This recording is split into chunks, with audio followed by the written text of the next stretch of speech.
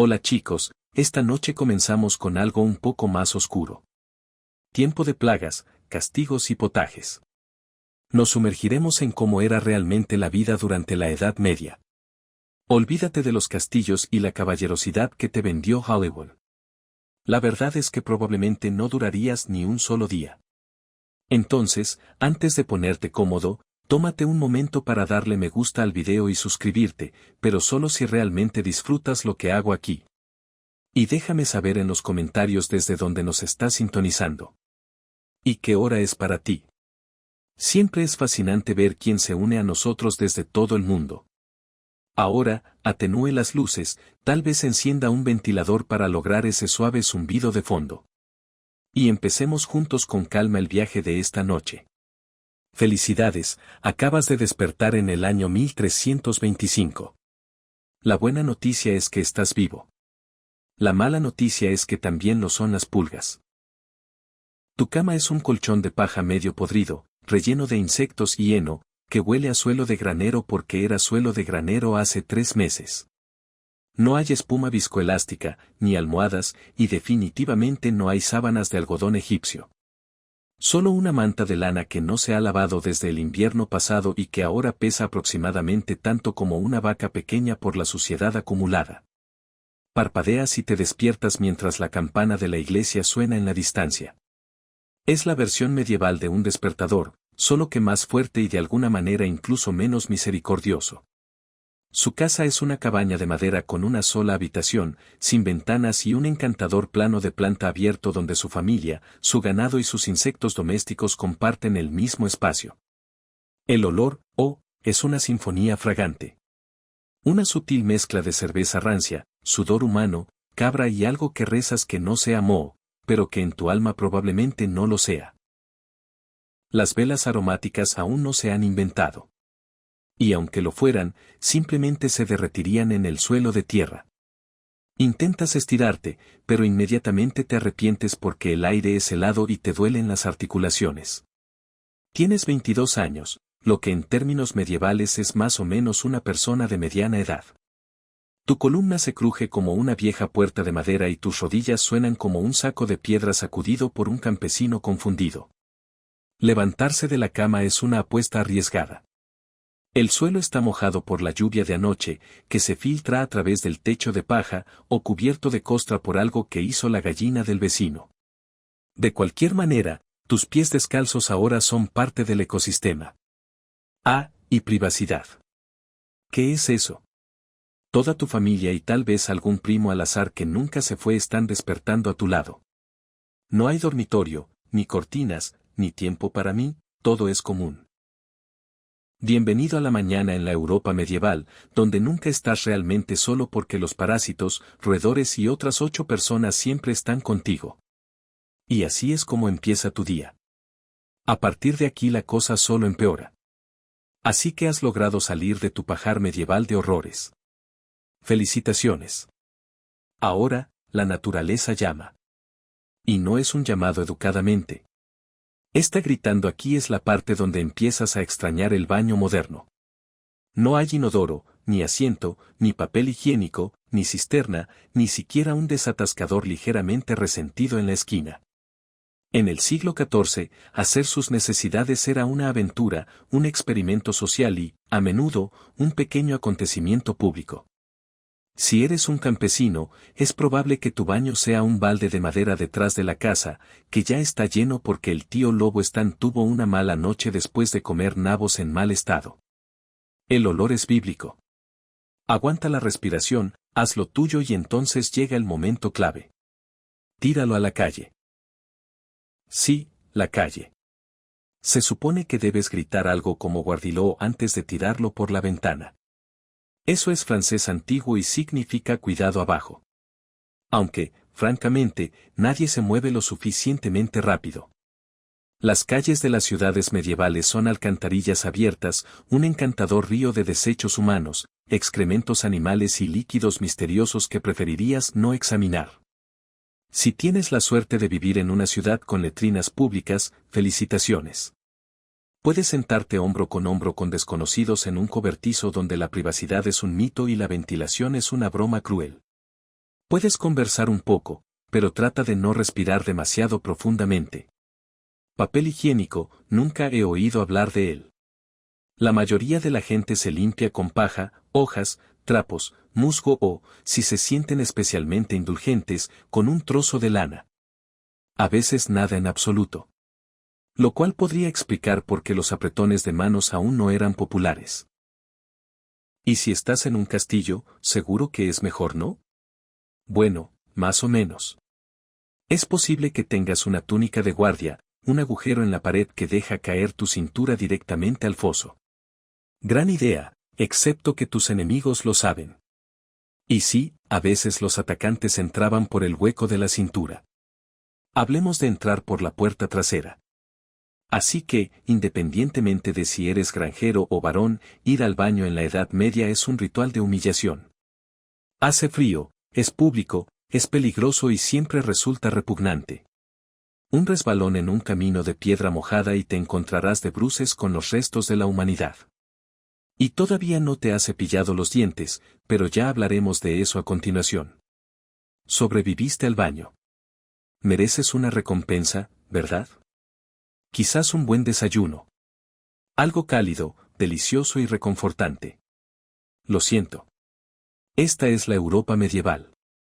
Nada es reconfortante aquí. El desayuno, si es que así se le puede llamar, es un asunto lúgubre. No hay huevos, Benedict.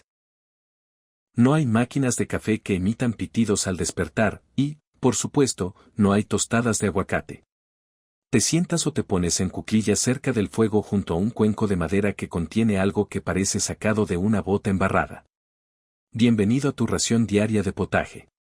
El potaje es un guiso espeso y pegajoso hecho con cualquier cosa que puedas encontrar. Granos, tubérculos y, si tienes suerte, quizá unas cuantas legumbres. Se mantiene la misma cocción durante días, a veces semanas, y simplemente se añaden nuevos ingredientes encima de los viejos. Es menos una receta y más un experimento comestible en curso.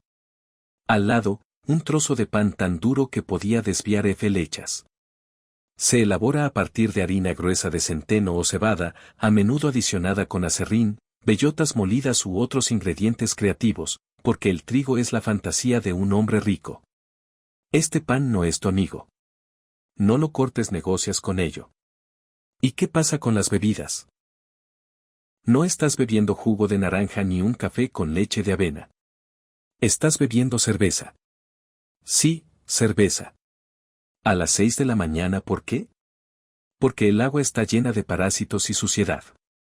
Entonces, comienzas el día con una cerveza suave, con bajo contenido de alcohol y alta capacidad de supervivencia. Los niños también lo beben. A nadie le hace gracia, pero al menos no te matará inmediatamente. ¿Quieres algo de carne o queso? Sigue soñando. Eso es para los domingos y los días festivos de los santos, y solo si vuestro Señor se siente generoso. La mayoría de los campesinos no comen carne más que unas pocas veces al año.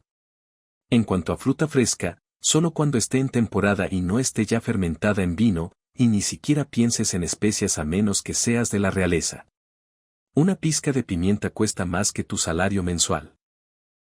La sal es lo suficientemente valiosa como para guardarla bajo llave, así que masticas tu pan arenoso, bebes tu cerveza medieval y tratas de no pensar en la rata que puede haber mordisqueado tus gachas durante la noche.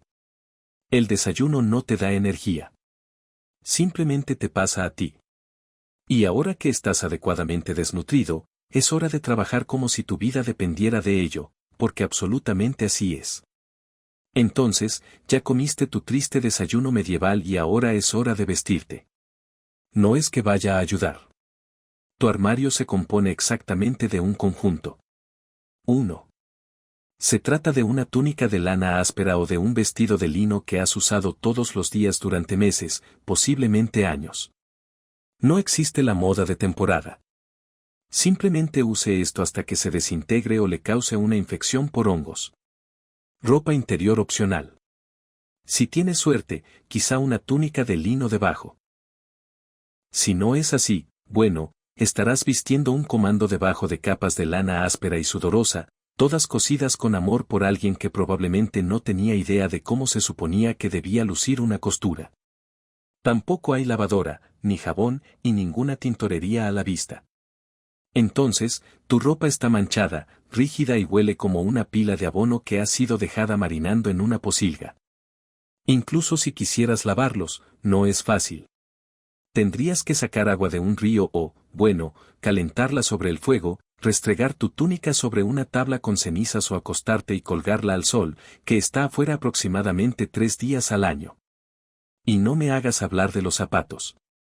Si tienes alguno, están hechos de cuero sin tratar, apenas cosidos y ofrecen tanto soporte para el arco como una cáscara de plátano. La mayoría de los campesinos simplemente caminan descalzos por el barro, el estiércol, las minas terrestres medievales, es decir, rocas afiladas y charcos de enfermedades. Todo esto significa una cosa. Tu piel te odia. Tienes picazón constantemente, las pulgas, los piojos y las chinches viven en tu cuerpo. Todo el mundo los tiene. Nobles, monjes piojosos, niños con picazón, granjas de insectos ambulantes. Nadie escapa. Te rascarás la axila con una cuchara de madera mientras charlas con el sacerdote local. Y nadie se inmutará. Tienes la piel en carne viva por el roce. Tu cuero cabelludo es un campo de batalla de mordeduras. Y si te sale un sarpullido, pues mala suerte. No hay dermatólogo, no hay hidrocortisona, nadie que te diga que probablemente sea sarna. Sigue sufriendo. Y si tienes la suerte de no contraer ninguna infección, genial. Esa erupción simplemente te acompañará durante los próximos 6 meses como un compañero medieval no deseado. Ahora que estás vestido de miseria y envuelto en incomodidad, es hora de salir y comenzar a trabajar hasta morir. Ahora que estás completamente vestido de lana húmeda y con picazón, es hora de mostrar esa sonrisa matutina. Excepto que no lo haces. Porque en la Edad Media, sonreír es un juego peligroso. No emocionalmente, sino dentalmente. No hay cepillo de dientes, ni pasta de dientes, ni enjuague bucal, ni hilo dental. El concepto de higiene bucal es tan popular como el de baño, es decir, no mucho. Algunas personas pueden masticar una ramita o enjuagarse con vino o vinagre, pero en general, sus dientes están solos y no están bien. Cuando llegas a los 25 años, tu sonrisa parece sacada de una cripta embrujada. Las caries están muy extendidas. Las encías están ineflamadas. Y no son solo manchas de comida en los dientes. Eso es decadencia. Tienes más podredumbre en la boca que un vendedor de raíces medieval. El azúcar, aunque todavía no está en todas partes, se está volviendo más común entre los ricos. Importado a gran costo, usado mayormente en pasteles pequeños o para ostentar riqueza. Si eres un noble, felicitaciones. Te pudres los dientes más rápido que a los campesinos. Si eres pobre, lo harás poco a poco, con pan fermentado, gachas arenosas y años de masticación intensa. Dolor de muelas, acostúmbrate a ello. Son como el clima medieval, siempre ahí, en el fondo. El tipo de dolor que te hace pensar en rezar, beber o sacarte la muela tú mismo con un par de alicates. Y eso no es una broma. Ese fue el tratamiento real. En realidad no existían los dentistas, pero sí los cirujanos barberos. Sí. El mismo tipo que te corta el pelo también te arranca los mechones a la luz de las velas, con un gancho de hierro y sin anestesia. Diente infectado. Espero que te gusten las fiebres. Porque sin antibióticos, puede fácilmente convertirse en sepsis y matarte por un dolor de muelas. Así es. Lo mismo que hoy nos lleva a una farmacia podría ser tu funeral en el siglo XIV. Y tampoco hay alivio en el frente social. Besos, buena suerte. La halitosis, mal aliento, está en todas partes.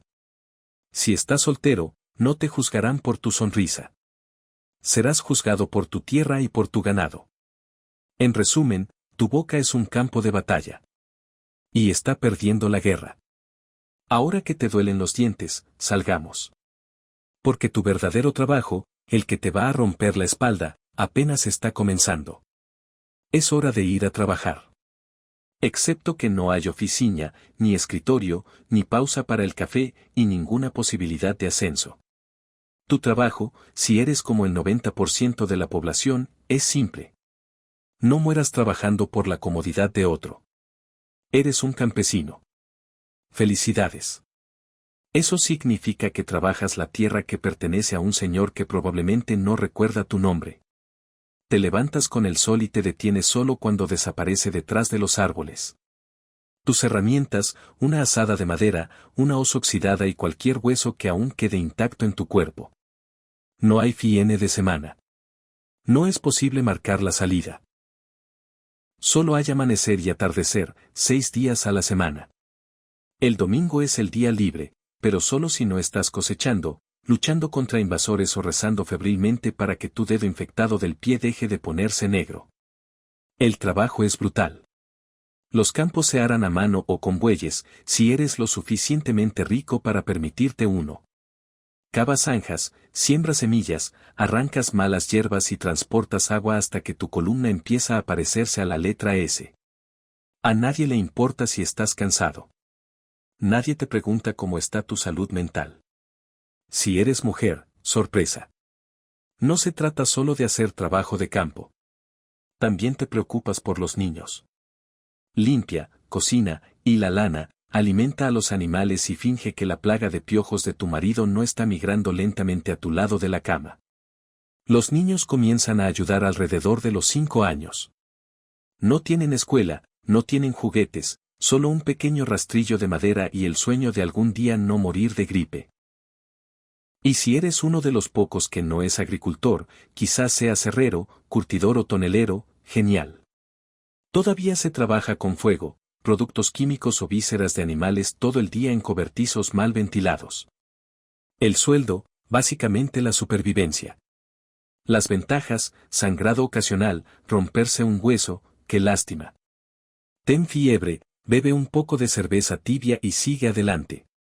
No puedes permitirte el lujo de parar, ni siquiera por un día. Porque si no trabajas, no comes. Y si no comes, bueno, la Europa medieval tenía una solución para eso. Se llama ser reemplazado. Entonces, agarras tu pala, ignoras las ampollas y sigues cavando. Porque en la Edad Media, tu trabajo no es una carrera. Es una prueba de resistencia en cámara lenta. Ahora que tienes la espalda ardiendo por el trabajo en el campo, hablemos del clima. Porque en la Edad Media, la temperatura tiene menos que ver con las estaciones y más con el castigo constante del cielo. Empecemos con el invierno.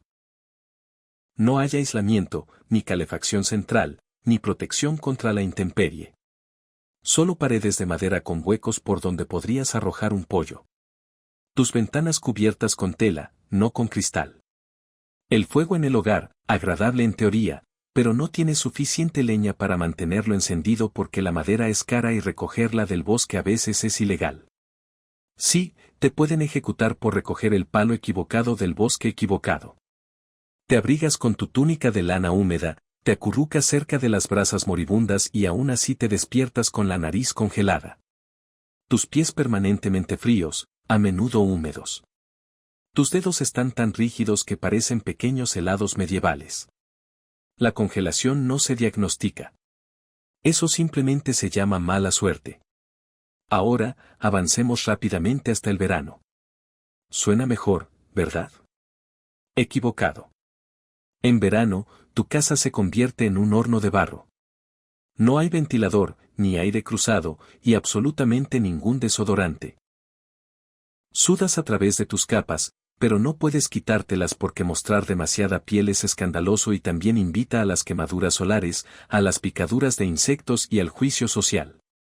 Las moscas están afuera con toda su fuerza, atraídas por tu cuerpo sucio y por el olor del guiso de cabra de la semana pasada que todavía está fermentando en el rincón. Los mosquitos zuman junto a tu oído mientras duermes. Suponiendo que puedas dormir con los gritos de tus vecinos y el llanto de tus bebés. En los campos, el sol te hornea. Sin protector solar, sin sombrero, a menos que hayas confeccionado uno con paja como un espantapájaros desesperado. Y lo peor es que todavía tienes que trabajar. Un golpe de calor es simplemente tomar una mala decisión. Entonces, o bien estás temblando en tu propio sueño, preguntándote si los dedos de tus pies llegarán a la primavera, o estás sudando a través de tu único par de calcetines mientras tus muslos se rozan hasta el olvido. Y lo único que nunca cambia, sin importar la estación del año, es que tu ropa sigue picando, tu comida sigue siendo terrible y tu próximo trabajo sigue esperando. Bienvenido al control climático al estilo medieval. No hay ninguno. ¿Tienes sed? ¿Necesitas refrescarte? ¿Quieres salpicarte un poco de agua en la cara para despertar de este húmedo y febril sueño de tu vida? Demasiado. En la época medieval, el agua no era tu amiga. Está intentando asesinarte en silencio. Empecemos con la bebida. El arroyo cercano parece fresco, burbujeante y claro, como salido de una película de fantasía. Pero alerta de spoiler, no lo es. Río arriba alguien acaba de tirar allí un orinal. Y si no es así, probablemente haya un cerdo muerto descomponiéndose en él. Parásitos, bacterias y todo el ejército microbiano de la Europa medieval nos esperan en cada sorbo. Por eso la gente bebía cerveza. Sí, cerveza, incluso niños. Pero antes de imaginar a niños medievales bebiendo barriles, entiendan que era una cerveza pequeña, débil en alcohol, fuerte en supervivencia. Durante la elaboración de cerveza el agua se hacía hervir, por lo que era más segura que cualquier agua que fluyera por el canal de la ciudad. El vino era otra opción si eras lo suficientemente rico para permitírtelo y no te preocupaba funcionar adecuadamente antes del mediodía. ¿Y qué tal el baño? Seguramente se utilizó agua para limpiar. En teoría, sí. En la práctica, absolutamente no. Verás, en aquel entonces la gente creía que bañarse abría los poros y dejaba entrar la enfermedad. Así es. Lavarse se consideraba un riesgo médico. Aparentemente estabas más limpio si nunca eliminabas la capa protectora de suciedad acumulada sobre tu piel. Los baños comunales existían, pero rápidamente se ganaron reputación de ser lugares de chismes, escándalos y, a veces, auténticas actividades extracurriculares medievales. Entonces, naturalmente, la iglesia intervino y clausuró a muchos. Incluso si querías bañarte, era todo un espectáculo. Tendrías que sacar agua del pozo, hervirla sobre el fuego, llenar una tina de madera que perdía agua y luego rezar para que nadie más en la casa la usara antes que tú, o peor aún, después. Y el agua de lluvia se recoge en barriles abiertos donde los pájaros defecan, los insectos se reproducen y el musgo prospera. Suena refrescante, ¿no? Así que, ya sea que entre en tu boca, en tu cuerpo o en tus cultivos, el agua en la Edad Media era menos una fuente de vida y más una apuesta. Un trago equivocado y pasarás tus últimos días sudando en una cama de paja, agarrándote el estómago y contemplando todas tus decisiones de vida. La próxima vez que beba agua del grifo, brinde por nuestros antepasados. No tenían el lujo de hidratarse sin peligro, así que bebían el agua. O quizás no lo hiciste. Quizás simplemente te golpeaste el dedo del pie con una roca con forma de decepción. De cualquier manera, estás enfermo. Necesitas ayuda. Ese un médico. Es una lástima que vivas en la Edad Media, donde la medicina no es más que una tortura educada con un título en teología. Empecemos con el diagnóstico. Todo lo que está mal contigo, ya sea una tos, un sarpullido, un hueso roto o una plaga, se debe a que tus humores están desequilibrados. Los 4 humores eran sangre, bilis, bilis amarilla y bilis negra. Según la ciencia medieval, la salud depende de mantenerlos equilibrados, como una especie de sopa interna. ¿Tienes fiebre? ¿Demasiada sangre? ¿La respuesta? Flebotomía. Así es. Drene tu fuerza vital en un recipiente usando una cuchilla sin filo o una sanguijuela hambrienta. Y sí, a menudo eran los barberos los que lo hacían. Imagínate hacerte un corte de pelo y una extracción de hemoglobina en una sola sesión. 2 por 1, cariño. Sentirse triste o ansioso. Esto es claramente un exceso de bilis negra. ¿La cura? Laxantes.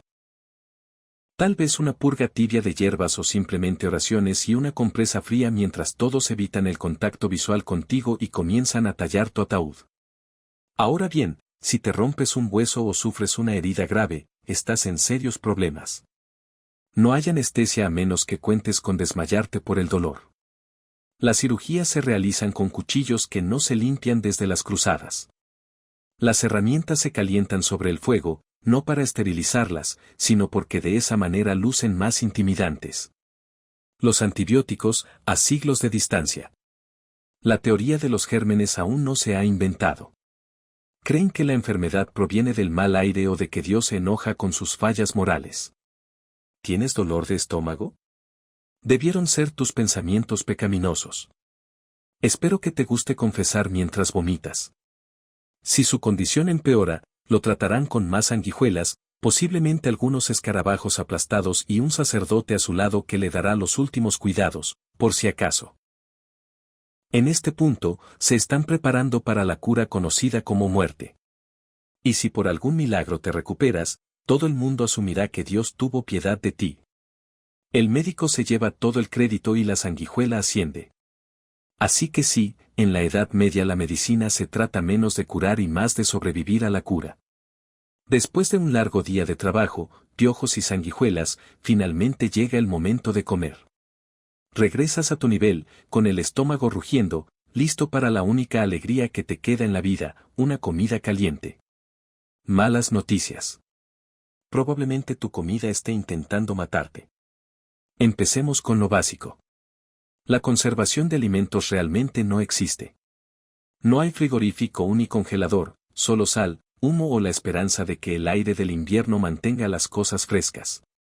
Tu carne, si tienes la suerte de tenerla, ha estado colgada durante días, cubierta de moscas, marinada en salmuera cuestionable y posiblemente compartida con una o dos ratas.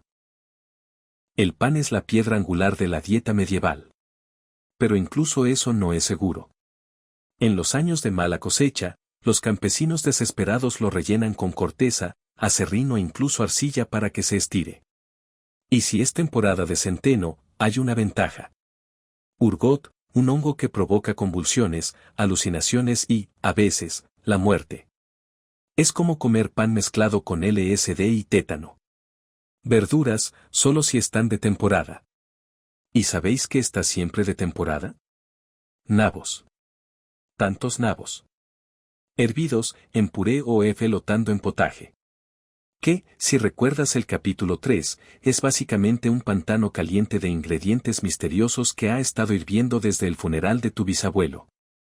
Puede que la fruta esté disponible en otoño, pero se pudre rápidamente y el azúcar es escaso, caro y lo acumulan los ricos para mostrar sus dientes ennegrecidos. Los productos lácteos son otra apuesta. La leche fresca se echa a perder en horas. La mantequilla y el queso son mejores, pero están cargados de bacterias. La gente los come de todos modos porque, francamente, es eso o masticar el cuero de sus botas. Y hablemos del condimento. Especias como pimienta, canela o nuez moscada. Vale más que el oro. Para el campesino medio, el sabor proviene de la cebolla, la sal, si tiene suerte, y el dolor.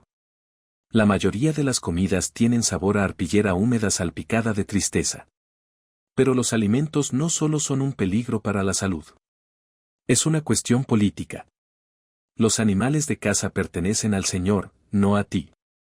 Si te pillan cazando furtivamente un conejo, podrías ser multado, encarcelado o incluso ejecutado. Así es. Tu cena podría hacer que te ahorquen. Así que, mientras te sientas a comer tu guiso gris a la luz del fuego parpadeante, recuerda que cada bocado es un riesgo. Pero comes de todos modos. Porque en la Edad Media la comida no nutre. Te pone a prueba.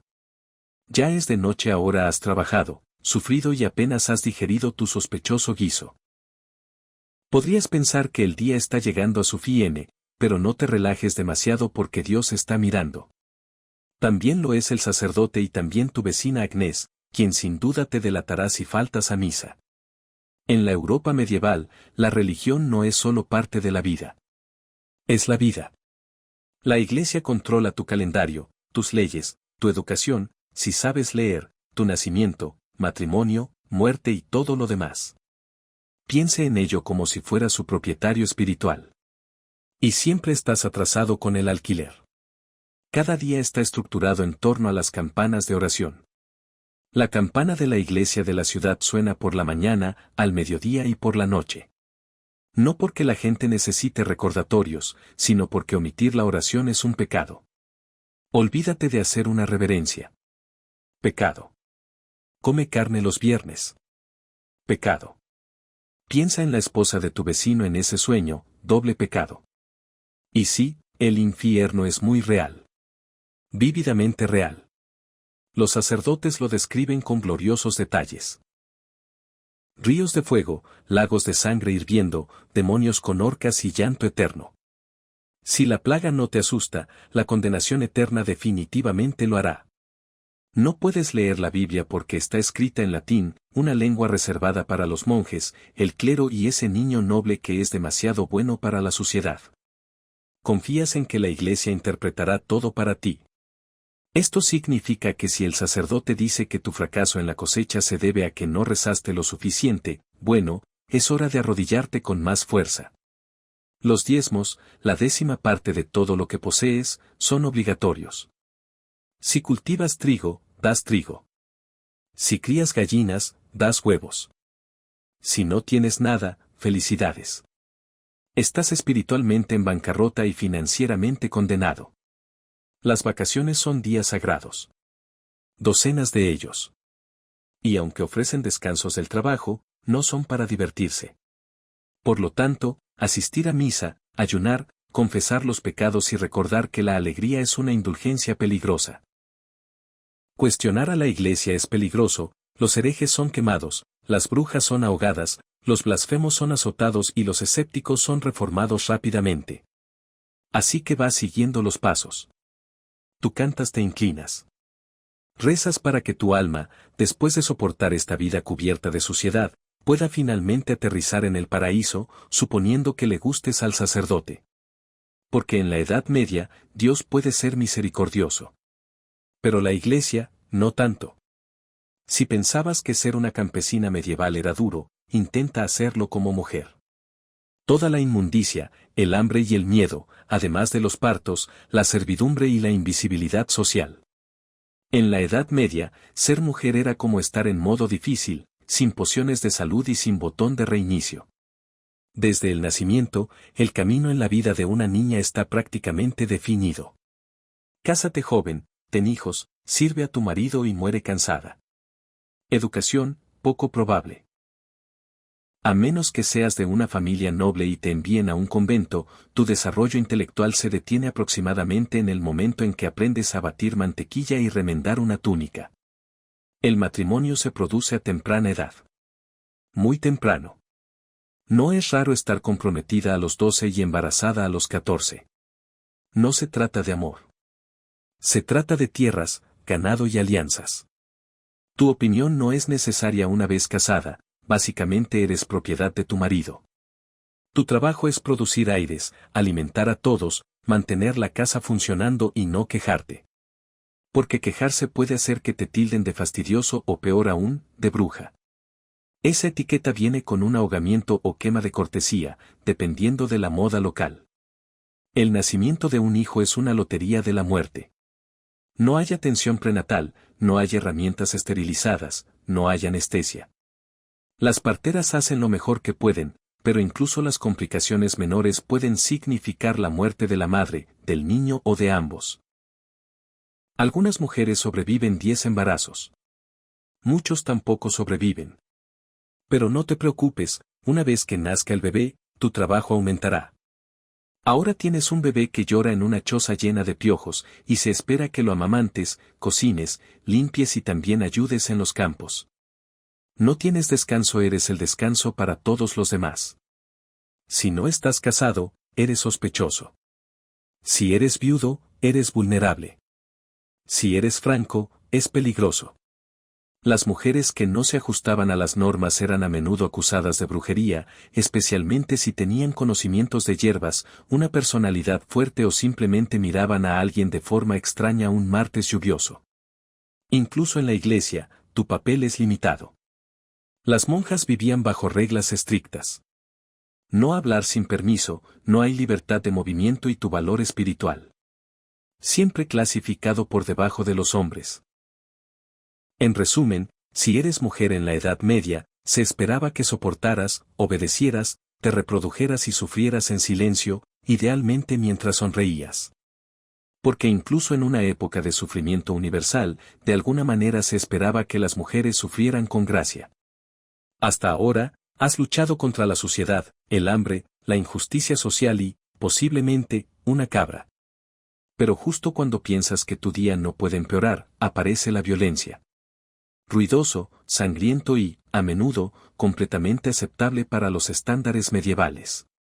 Seamos claros, la Edad Media no fue pacífica. La idea de ley y orden significaba principalmente esperar que el señor local no estuviera de mal humor. La violencia está en todas partes. En casa, en la calle, en el campo de batalla, en las disputas en la iglesia y a veces en la fila del horno de pan comunitario, el crimen es común, el castigo es brutal y la justicia es más un arte de performance que una protección. Si robas una hogaza de pan, podrías perder una mano, si te acusan de mentir, te pueden perforar la lengua, si chismeas demasiado, te encontrarás con la novia del regaño, una máscara de metal atada a tu cabeza con una barra en tu boca. Para corrección, por supuesto. Digamos que te acusan de algo grave. Herejía, robo, brujería. ¿Cómo demuestras tu inocencia? Siendo torturado, obviamente. Bienvenidos a la prueba por ordalía. Una versión consiste en meter la mano en agua hirviendo para sacar una piedra. Si se cura sin infección en 3 días, eres inocente. Si no, eres culpable. Otra opción, te arrojan a un río. Si te hundes, eres inocente y probablemente estés muerto. Si flotas, eres culpable y serás castigado de todos modos. Es como un concurso medieval en el que el premio es la supervivencia y el presentador está activamente en tu contra. Y si te condenan a muerte, eso es un acontecimiento público. Se llevan a cabo ejecuciones ante multitudes que vitorean, ahorcamientos, decapitaciones y quemas. A veces la gente trae bocadillos. Es el equivalente medieval de la televisión por cable. La violencia doméstica es completamente normal. A los maridos se les permitía, incluso se esperaba, que disciplinaran a sus esposas e hijos. Las peleas callejeras son algo común. Podría ser golpeado simplemente por mirar en la dirección equivocada el caballo de un noble. Y la guerra siempre a fuego lento. Disputas locales, disputas territoriales, cruzadas religiosas. Siempre hay alguien que se dispone a apuñalar a otra persona en nombre del honor, de Dios o del aburrimiento. La violencia no es una desintegración de la sociedad en la Edad Media. Es la sociedad. Todos vivimos con el conocimiento constante de que la vida es frágil, la justicia es arbitraria y tu vecino podría golpearte la cabeza por un cerdo. Así que camina con cuidado, mantén la mirada baja y nunca confíes en nadie que lleve un palo. A estas alturas, ya has superado los piojos, las sanguijuelas, la miseria de no tener ropa para lavar y la inminente amenaza del desenterrado público. Pero ahora llega el capítulo final de la mayoría de las vidas medievales, una muerte temprana y poco glamorosa. Si estás vivo y sigues respirando después de los 40 años, eres prácticamente una celebridad. Incluso puede que te llamen el viejo, lo que es menos un apodo y más un milagro estadístico. Vamos a desglosarlo. La esperanza de vida media se sitúa entre los 30 y 40 años, pero esa cifra se ve gravemente reducida por la mortalidad infantil. Casi la mitad de todos los niños morían antes de cumplir los 5 años. Bastaba con una enfermedad, desnutrición o un mal invierno. Sin vacunas, sin antibióticos, no hay esperanza. Si sobreviviste a la infancia, entraste a la edad adulta ya exhausto. El trabajo comenzaba en cuanto uno podía caminar erguido y a los 25 años las articulaciones crujían como la puerta de un monasterio. Es posible que le falten varios dientes, un dedo y gran parte de su optimismo original. Las mujeres se enfrentaban a un desafío particularmente mortal, el parto. Fue una de las principales causas de muerte entre las mujeres medievales. Sin analgésicos, sin intervención médica, solo oración, agua caliente y alguien sosteniendo tu mano mientras te desangras en un catre relleno de paja. Para los hombres, los peligros eran diferentes, pero igualmente implacables. Accidentes agrícolas, infecciones por heridas menores, la ira borracha de un vecino, una cruzada que salió mal. Incluso caminar hasta el mercado podía ser arriesgado si te cruzabas con un bandido aburrido o un recaudador de impuestos enojado. La muerte también podía llegar silenciosamente a través de la peste, que convertía las ciudades en cementerios de la noche a la mañana. O por hambruna, que podía durar temporadas enteras y arrasar aldeas enteras. O por mala suerte, como comer grano en mal estado y pasar las últimas horas alucinando y gritando a las paredes. Y los funerales, tenías suerte si conseguías uno. A menudo los cuerpos eran enterrados rápidamente para evitar enfermedades. Sin embalsamamiento, sin ataúdes pulidos, solo un agujero, unas cuantas oraciones murmuradas y un montículo de tierra poco profundo. Si hubiera suficiente espacio en el cementerio. Así que sí, en la época medieval, la vida era brutal, corta y constantemente asediada por la muerte en todas sus formas casuales. No te jubilaste. Simplemente dejaste de aparecer. Y hablando de salidas, pasemos a tu capítulo final. El sueño medieval muere. Entonces, ¿cómo ha ido tu día?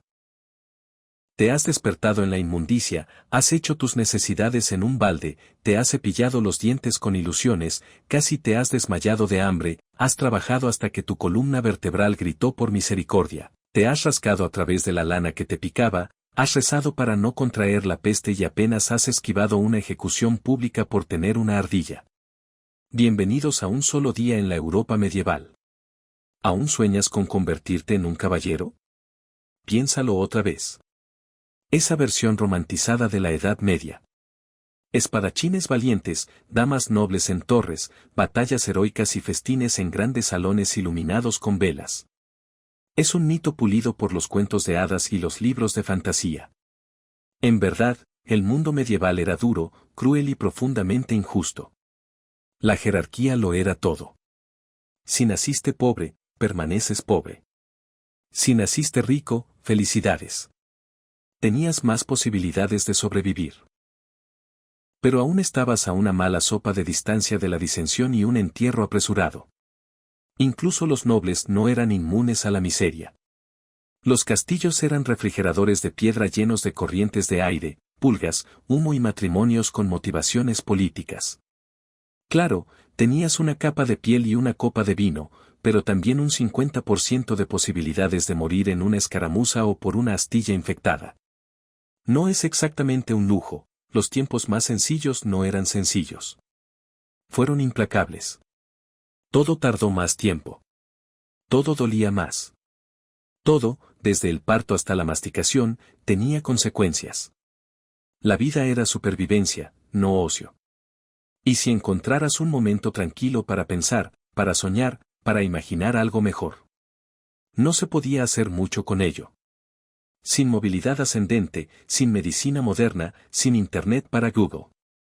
¿Qué es este sarpullido extraño? Viviste, sufriste, trabajaste y moriste en un radio de 10 millas de donde naciste. Pero aquí viene la parte más salvaje. A pesar de todo esto, la gente seguía riendo, cantando canciones, contando historias, enamorándose y encontrando significado. No porque la vida fuera fácil sino porque los humanos somos así de testarudos. Incluso en los capítulos más oscuros, hicieron espacio para la luz. Así que esta noche, cuando te metas en tu cama limpia con agua corriente, antibióticos y calefacción central, tal vez puedas decir en silencio gracias al mundo moderno y a tus antepasados que lucharon contra las ratas, el hambre y el feudalismo para que tú no tuvieras que hacerlo. Mucho antes de ser Catalina la Grande, emperatriz de toda Rusia, maestra de la reforma e icono de la ambición, era simplemente Sofía.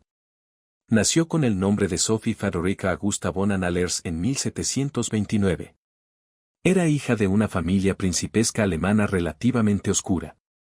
Su pequeño duque en Pomerania ofrecía poco en términos de poder. Pero Sofía misma. Ella tenía algo que ningún título podía proporcionar. Una inteligencia muy aguda, un encanto incansable y un hambre silenciosa y ardiente de grandeza. Su educación fue estricta. Su madre, Juana, era fría y calculadora, no una figura cálida y protectora, sino una trepadora social obsesionada con el estatus. El padre de Sofie, un oficial prusiano, era más distante que disciplinario. Desde muy temprana edad, Sofía aprendió a caminar por la delgada línea entre la obediencia y la astucia. Leía con voracidad, hablaba varios idiomas y aprendió a observar una habitación antes de hablar en ella.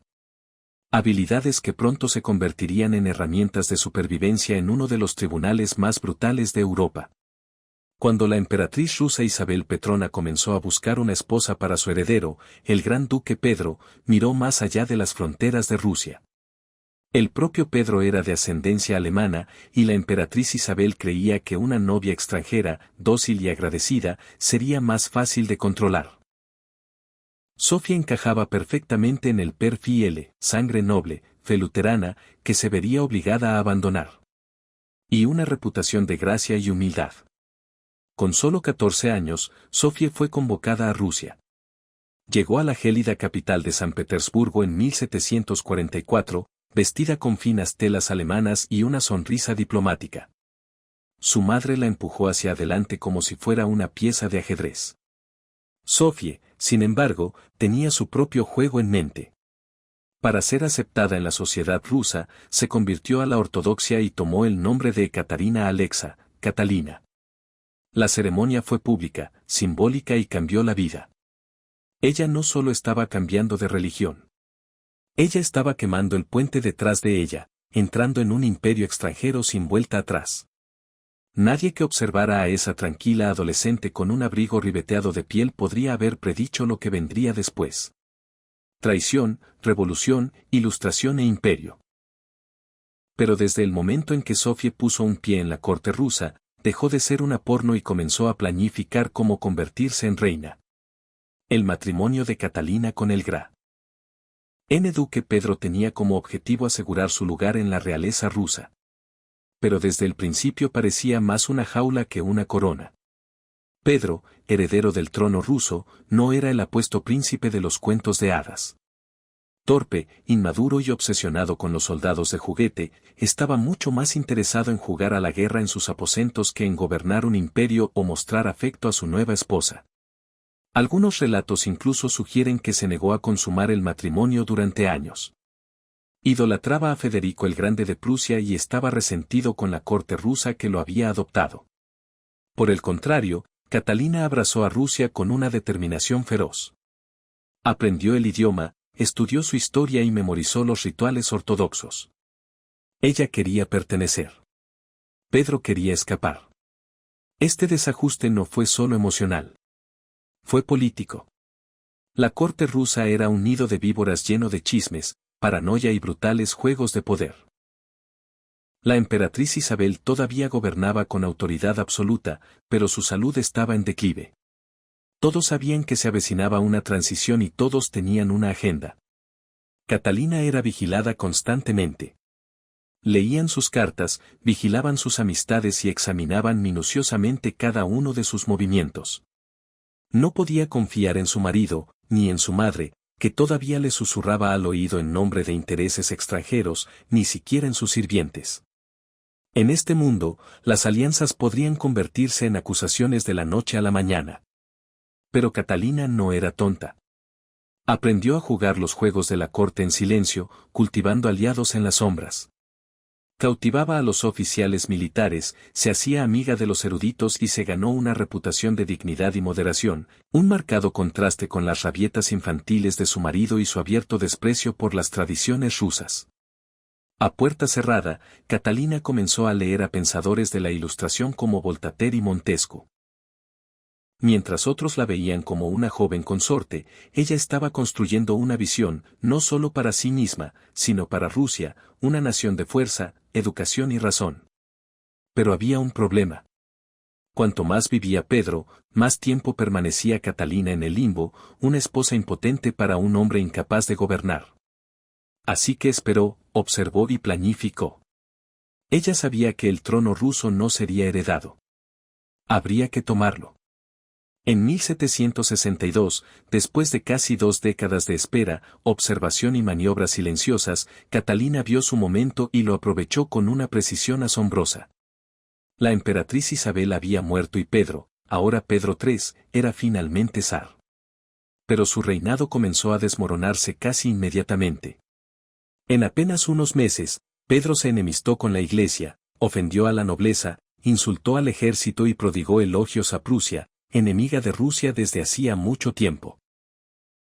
Revirtió políticas clave, humilló al clero y habló abiertamente de divorciarse de Catalina para casarse con su amante. El tribunal, ya receloso de su comportamiento errático, se mostró frío. El ejército, repleto de generales leales a Catalina, se quejaba en los pasillos. Incluso los rusos comunes, devotos y patriotas, veían a Pedro como un títere extranjero que se burlaba de sus tradiciones. Catherine, observando cómo se desarrollaba todo esto, tomó la decisión. En julio de ese mismo año, mientras Pedro se encontraba en su palacio de verano, Catalina lanzó un coup d'État incruento. Con el apoyo de oficiales militares clave, incluido su amante, Gregorio Olaf y sus inefluyentes hermanos, recorrió San Petersburgo con su atuendo completo, fue proclamada emperatriz Catalina II y ganó la lealtad de la poderosa Guardia Imperial.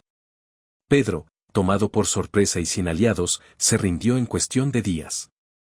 Fue detenido y poco después encontrado muerto en circunstancias misteriosas. Oficialmente se informó que se trataba de un cólico hemorroidal. Extraoficialmente, fue asesinato. Catalina era ahora emperatriz. No por nacimiento, no por matrimonio, sino por voluntad, ingenio y audacia. Fue algo sin precedentes. Una mujer nacida en el extranjero y sin ningún derecho legítimo había tomado el trono ruso sin una sola batalla. Pero su verdadero desafío recién comenzaba. Ella tuvo que transformar ese audaz intento de obtener poder en un legado duradero. ¿La aceptaría Rusia? ¿La nobleza la respetaría? ¿Podría mantener unido el imperio sin caer víctima del mismo destino que su marido? Catalina comprendió que el poder obtenido mediante la intriga podía perderse con la misma facilidad. Ella necesitaba gobernar no como una conspiradora sino como una visionaria. Y así comenzó su transformación de una conspiradora cuidadosa a una emperatriz reformadora. Alguien que redibujaría las fronteras, abrazaría la Ilustración y redefiniría lo que significa ser una mujer en el poder. Una vez que Catalina tuvo la corona, pudo haber descansado en su poder. Pero no lo hizo. Ella tenía algo más grande en mente que simplemente sentarse en un trono. Ella quería transformar Rusia. Y no solo militar o políticamente, sino intelectualmente. Mientras que Pedro adoraba a Federico el Grande y a los soldaditos de juguete, Catalina idolatraba a Voltaire Dedo y a los audaces pensadores de la Ilustración. Ella creía en la razón, en el progreso, en la educación y en el papel del monarca como servidor del pueblo, incluso si ella misma gobernaba con autoridad absoluta. Catalina no se limitó a leer la filosofía de la Ilustración. Ella lo vivió. Mantuvo correspondencia directa con Voltaire durante más de 15 años, adulándolo y defendiendo su autocracia. Ella invitó a Dedo a su corte e incluso compró toda su biblioteca para apoyarlo económicamente. A puerta cerrada, estudió textos legales, debatió reformas y elaboró políticas para modernizar el imperio. Su reinado inicial estuvo lleno de esfuerzos por codificar la ley rusa. En 1767 formó la Comisión Legislativa, un ambicioso proyecto destinado a reescribir todo el código legal de Rusia. La propia Nekasa o Instrucción de Catalina era un manifiesto político disfrazado, que hablaba de igualdad ante la ley, de los peligros de la tortura y de la responsabilidad de los gobernantes de servir al bien común. Para una emperatriz de la Rusia del siglo XVIII, era radical. Pero los ideales de la Ilustración tuvieron que sobrevivir a las realidades de Rusia, una tierra vasta, feudal y profundamente conservadora, gobernada por nobles a quienes les gustaba tener las olas exactamente donde estaban, debajo de ellos. Catalina lo sabía. Aunque abogó por la reforma, actuó con cautela. Abolió algunas formas de tortura, amplió el acceso a la educación secular y construyó escuelas y bibliotecas. Pero también reafirmó el control de la nobleza sobre sus tierras para mantenerlas leales. Este fue el acto de equilibrio de Catherine. Una reina filósofa en público, una emperatriz práctica en privado. Caminó por la cuerda floja entre la ideología y la supervivencia, entre los brillantes salones de París y la cruda política de Moscú. Su visión de Rusia era audaz, pero siempre calculada. En muchos sentidos, Catherine no estaba intentando convertir a Rusia en europea. Ella estaba intentando hacer de Rusia una Rusia moderna según sus propios términos. Y eso significaba reforma, sí, pero con mano de hierro en guante de terciopelo. Catalina no se contentó con reformar Rusia desde dentro. Quería expandirlo hacia el exterior para convertirlo en un imperio digno de temor, admiración y envidia. Donde Pedro el Grande había abierto una ventana hacia el oeste, Catalina pretendía derribar los muros. Bajo su liderazgo, las fronteras de Rusia se ampliaron más que nunca. Ella libró guerras no solo para defender su corona, sino para remodelar el mapa de Europa. Una de sus campañas más importantes fue contra el Imperio Otomano. Estas guerras, libradas en oleadas durante las décadas de 1760 y 1770, no eran solo por territorio. Se trataba de influencia. Catalina se consideraba la liberadora de los cristianos ortodoxos que vivían bajo el dominio musulmán y la legítima protectora de Europa del Este.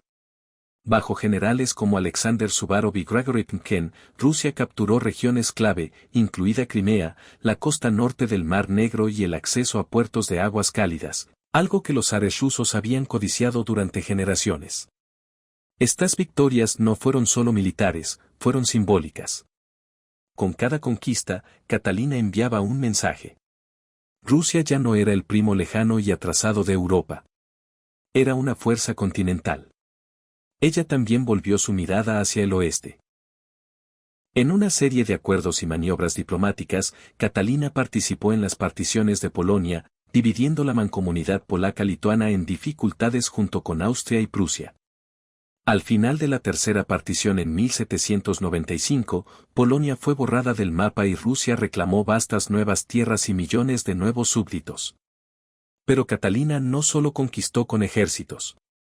Ella también colonizó con ideas. Se construyeron nuevas ciudades. Se ampliaron las rutas comerciales. Se invitó a los colonos alemanes a cultivar las tierras agrícolas rusas. El imperio se convirtió en un mosaico desde el gélido Báltico hasta las soleadas costas del Mar Negro. Y a pesar de todo, Catalina siguió siendo la fuerza central, leyendo informes, dando órdenes y supervisando personalmente la forma de su imperio en expansión. Los críticos la acusarían de estar ávida de poder, e incluso de ser imperialista. Pero para Catherine, la expansión no era ambición. Era el destino. Ella creía que un gran gobernante no solo se medía por ideas sino por fronteras. Ella no solo quería gobernar Rusia. Quería transformarlo en un imperio civilizado, temido por sus enemigos, respetado por sus pares y leal solo a ella. A pesar de todo su brillo y poder, Catalina la Grande fue igualmente famosa por lo que ocurría tras las puertas del palacio. Y no todo esto se susurró en las bibliotecas. La vida privada de Catalina se convirtió en uno de los aspectos más comentados de su reinado. Tuvo amantes, no solo uno o dos, sino un desfile cuidadosamente seleccionado de ellos, muchas décadas más jóvenes, a menudo guapos y a veces políticamente influyentes. Ella no los ocultó. De hecho, a menudo los recompensaba con títulos, propiedades y pensiones si se portaban bien. En caso contrario, los despedían silenciosamente, a veces con un amable agradecimiento y un ascenso. Entre los más importantes de estos amantes estaba Grigory Pimkin, un hombre tan brillante como audaz. Su relación desdibujó las fronteras entre romance, política y pareja. Algunos historiadores creen que incluso pudieron haberse casado en secreto. Juntos, dieron forma a las campañas militares, los proyectos de colonización y la transformación del sur de Rusia. Pimkin no era solo un amante. Él fue su cogobernante en muchos sentidos. Aún así, Europa no pudo pasar por alto el escándalo. Los chismes corrieron como la pólvora. Los panfletos satíricos la retrataron como lujuriosa, insaciable e incluso desquiciada. Y después de su muerte, los rumores solo empeoraron. El más infame es el cuento completamente falso y grotesco que involucra a un caballo y que difundieron sus enemigos para manchar su legado.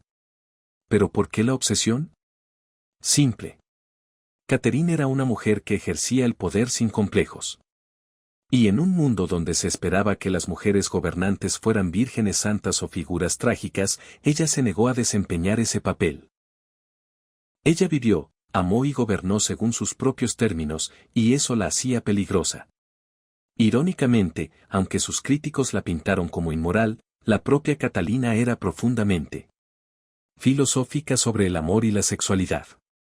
Ella creía que el placer era una parte natural de la vida y que las relaciones personales no tenían por qué amenazar la responsabilidad pública. Ella separó la emoción del gobierno, una hazaña que pocos gobernantes varones lograron. En realidad, sus relaciones eran a menudo estratégicas. Se rodeó de hombres leales, capaces y políticamente útiles. Y cuando dejaban de existir, los dejaba ir, generalmente con una sonrisa y una generosa jubilación. La vida amorosa de Catalina no debilitó su gobierno. Era parte de su estrategia. Una mezcla de pasión y poder que la hizo inolvidable, envidiada y temida. A pesar de todo su carisma y control, el reinado de Catalina no estuvo exento de peligros. Y en 1773, ese peligro llegó en forma de un cosaco barbudo llamado Ilon Pugachev. Él no era un rebelde común y corriente. Pugachev a afirmó ser nada menos que Pedro III, el difunto marido de Catalina. Según él, había sobrevivido al golpe y ahora había regresado para recuperar el trono del usurpador alemán. Fue absurdo. Peter ya se había ido hacía tiempo. Pero para las clases bajas oprimidas y agotadas de Rusia, la afirmación no tenía por qué ser cierta. Solo necesitaba ofrecer esperanza. Pugachev prometió liberación, fin de la superpoblación, impuestos más bajos y tierras para la gente común. Sus palabras encendieron un fuego en toda la vulgar región del río, especialmente entre los campesinos y los viejos creyentes de Ksak. En una época en la que la brecha entre nobles y surfiestas se había ampliado brutalmente, sus promesas sonaban a salvación. La rebelión de Pugachev se convirtió en el mayor levantamiento campesino de la historia rusa. Se tomaron ciudades, cayeron fortalezas y los nobles fueron masacrados. Por un momento aterrador, pareció como si el propio imperio pudiera fracturarse. Catalina quedó conmocionada. Esta no era una guerra extranjera que pudiera ganar con caballería y tratados. Esta fue una revuelta de dentro de su propio pueblo, levantándose contra el sistema. Ella gobernaba. Pero Catalina no entró en pánico. Ella actuó.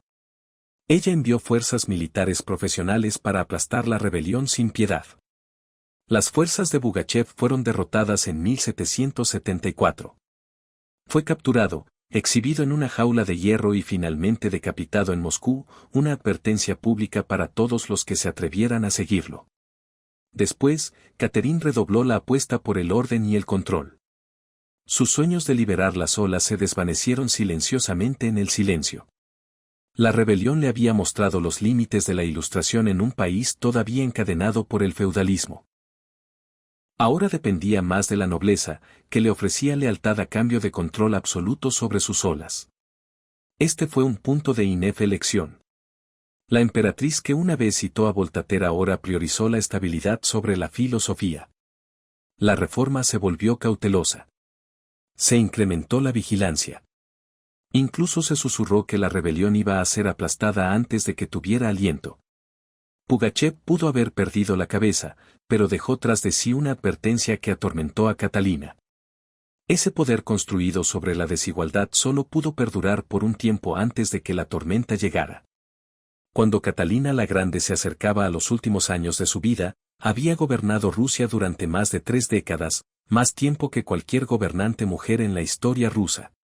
Desde el momento en que tomó el poder, desafió las expectativas, reformó su imperio y redefinió lo que una mujer y una monarca podían ser. Bajo el reinado de Catalina, Rusia se convirtió en una auténtica potencia europea. Su territorio se expandió en más de 200.000 millas cuadradas, abarcando Crimea, partes de Polonia y tramos de la costa del Mar Negro. No eran solo vientos militares. Eran pivotes estratégicos que aseguraban puertos de aguas cálidas y transformaban el comercio. Pero su legado no solo quedó dibujado en los mapas. Catalina también dejó una huella cultural. Ayudó a fundar el Museo del Hermitage, reunió una de las mayores colecciones de arte de Europa y mantuvo correspondencia con las mentes más brillantes de la Ilustración. Su corte se convirtió en un centro de sofisticación, arte y ambición intelectual. En un país a menudo considerado como atrasado por los europeos occidentales, Catherine puso a Rusia firmemente en el mapa cultural. Modernizó la educación, fundó escuelas para niñas y promovió la impresión de libros. Ella introdujo la inoculación contra la viruela en Rusia, e incluso recibió ella misma la vacuna públicamente, un acto de valentía científica en su época. Sin embargo, su reinado también fue un reinado de contradicciones. Aunque admiraba los ideales de la Ilustración, nunca liberó las olas. De hecho, extendió su navegación más profundamente dentro del territorio ruso. Sus reformas, aunque impresionantes, fueron en su mayoría impuestas desde arriba, diseñadas para pulir el imperio sin transformar verdaderamente sus cimientos. Aún así, el gobierno de Catalina trajo estabilidad y ambición. Ella entendió que el poder no se hereda. Fue elaborado, gestionado y defendido constantemente. Ella no gobernó por derecho divino, sino por fuerza de voluntad, brillantez política y cálculo implacable. La llamaron de muchas maneras, usurpadora, tirana, reformadora, seductora. Pero, sobre todo, fue eficaz. Cuando murió en 1796, Rusia era más rica, más grande y más formidable de lo que había sido en siglos. Ella dejó atrás un trono seguro, un imperio expandido y una leyenda que perduraría durante siglos. Catalina no solo reinó. Ella gobernó con intelecto, estrategia y un control absoluto de la historia. Y al hacerlo, se convirtió en algo más que una emperatriz. Se convirtió en un mito.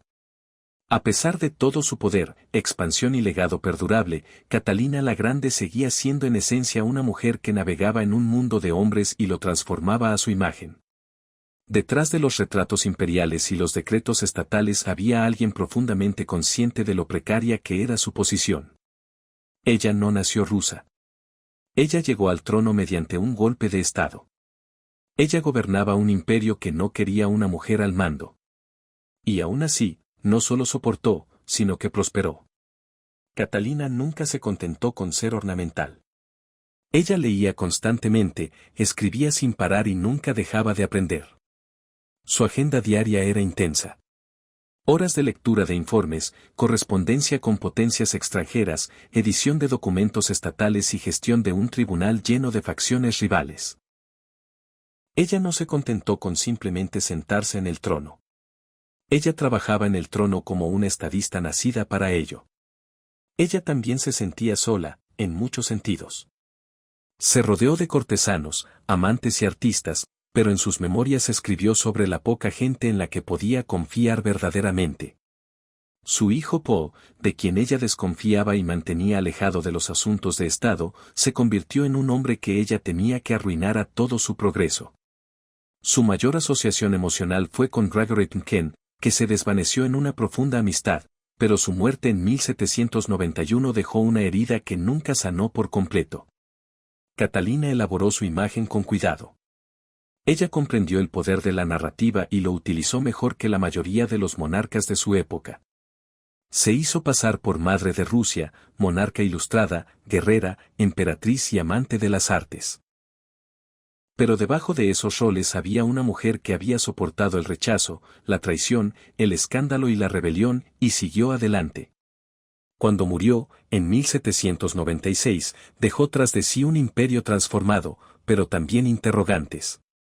¿Podría haber hecho más para acabar con el surf? ¿Sus ideales de la Ilustración se vieron comprometidos por la política? ¿Fue ella más bien reformadora o gobernante? La historia la recuerda con el título que nunca se dio, la Grande. No fue porque ella fuera perfecta o amable o justa. Fue porque ella tomó el poder y lo ejerció en sus propios términos en un tiempo y lugar donde se suponía que las mujeres no debían tener ninguno. Ella no solo llevaba la corona. Ella reescribió lo que significaba merecer uno. En las húmedas profundidades de la selva de Chiapas, en el sur de México, las ruinas de Palenque susurran historias del antiguo mundo maya. Imponentes templos se elevan sobre el dosel, con sus caras de paid. A caliza erosionadas por el tiempo, pero aún rebosantes de secretos. Y en 1994, uno de esos secretos se reveló. Un equipo de arqueólogos mexicanos dirigido por Fanny López Jiménez estaba inspeccionando el Templo 3, una pirámide relativamente modesta al lado del más famoso Templo de las Inscripciones, el lugar de enterramiento del poderoso rey Pl el Grande. No se esperaba que el trono del templo tuviera mucho cabida hasta que notaron algo extraño. Una cámara oculta sellada debajo de la estructura. Ningún saqueador lo había tocado. Estaba impecable. Cuando los arqueólogos abrieron paso y bajaron al interior, encontraron un sarcófago de piedra que descansaba en silencio. El aire estaba pesado con el peso de los siglos. Cuando abrieron la tapa, se elevó un polvo rojo como humo, brillante, de un rojo impactante. El interior estaba cubierto de cinebar en polvo, un sulfuro de mercurio tóxico utilizado ceremonialmente por los Mer. Y dentro de esa nube carmesí yacía el esqueleto de una mujer. Había sido enterrada con cuidado y reverencia. Sus huesos eran frágiles pero intactos, su cráneo aún llevaba una máscara de jade y su cuerpo estaba rodeado de ofrendas fúnebres, collares, diademas, orejeras, todo elaborado con jade y conchas. Todo en el entierro gritaba realeza. Aún así no había ningún nombre inscrito. Ningún glifo la identificaba. Fue uno de los entierros femeninos más ricos jamás encontrados en Mesoamérica. Y aún así era un enigma total. ¿Por qué la enterraron en polvo rojo? ¿Quién era ella? ¿Era ella una reina, una sacerdotisa o quizás incluso la esposa de Pal? Los investigadores la llamaron la Reina Roja y el nombre se quedó. Pero incluso con la ciencia forense moderna, no pudieron decir con seguridad quién era, solo que había vivido alrededor del siglo VII durante la Edad de Oro de Palenque. A diferencia de la mayoría de las tumbas de Mayer, la de ella había estado oculta, intacta y aislada deliberadamente. Su entierro no fue solo ceremonial. Fue espiritual. Esta mujer no debía ser recordada con palabras. Debía ser recordada a través del ritual, a través del color y a través del misterio que dejó atrás. Lo más inquietante de la tumba de la Reina Roja no eran sus joyas de jade ni el silencio de la cámara sellada. Era el polvo rojo. Una gruesa capa de cinebar en polvo lo cubría todo. El sarcófago, las paredes, sus huesos, incluso las ofrendas que la rodeaban. Se aferró como la sangre a la piedra. Para el alcalde, esto no fue una casualidad. El cinebar, elaborado a partir de sulfuro de mercurio triturado, era una de las sustancias más sagradas y peligrosas del mundo antiguo. Su color rojo vibrante no solo era visualmente impactante. Simbolizaba la sangre, el renacimiento y la fuerza vital que conectaba los reinos humano y divino. El rojo era sagrado. Era el color del amanecer, del sacrificio, de la vida surgiendo de la muerte. Y no fue solo simbólico. Fue espiritual. Cubrir a los muertos con cinebar era un ritual destinado a transformar el cuerpo, preservándolo no para la eternidad, sino para la transición. En la creencia maya, la muerte no era el final. Fue un pasaje, un cruce hacia otra capa cósmica. Y así, la Reina Roja, quienquiera que fuese, estaba siendo preparada no solo para el entierro, sino para la deificación.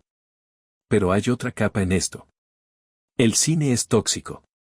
La exposición repetida puede provocar intoxicación por mercurio, temblores, alucinaciones e incluso la muerte. Los Mer probablemente no entendieron la química, pero sintieron su potencia. Era volátil, poderoso, peligroso.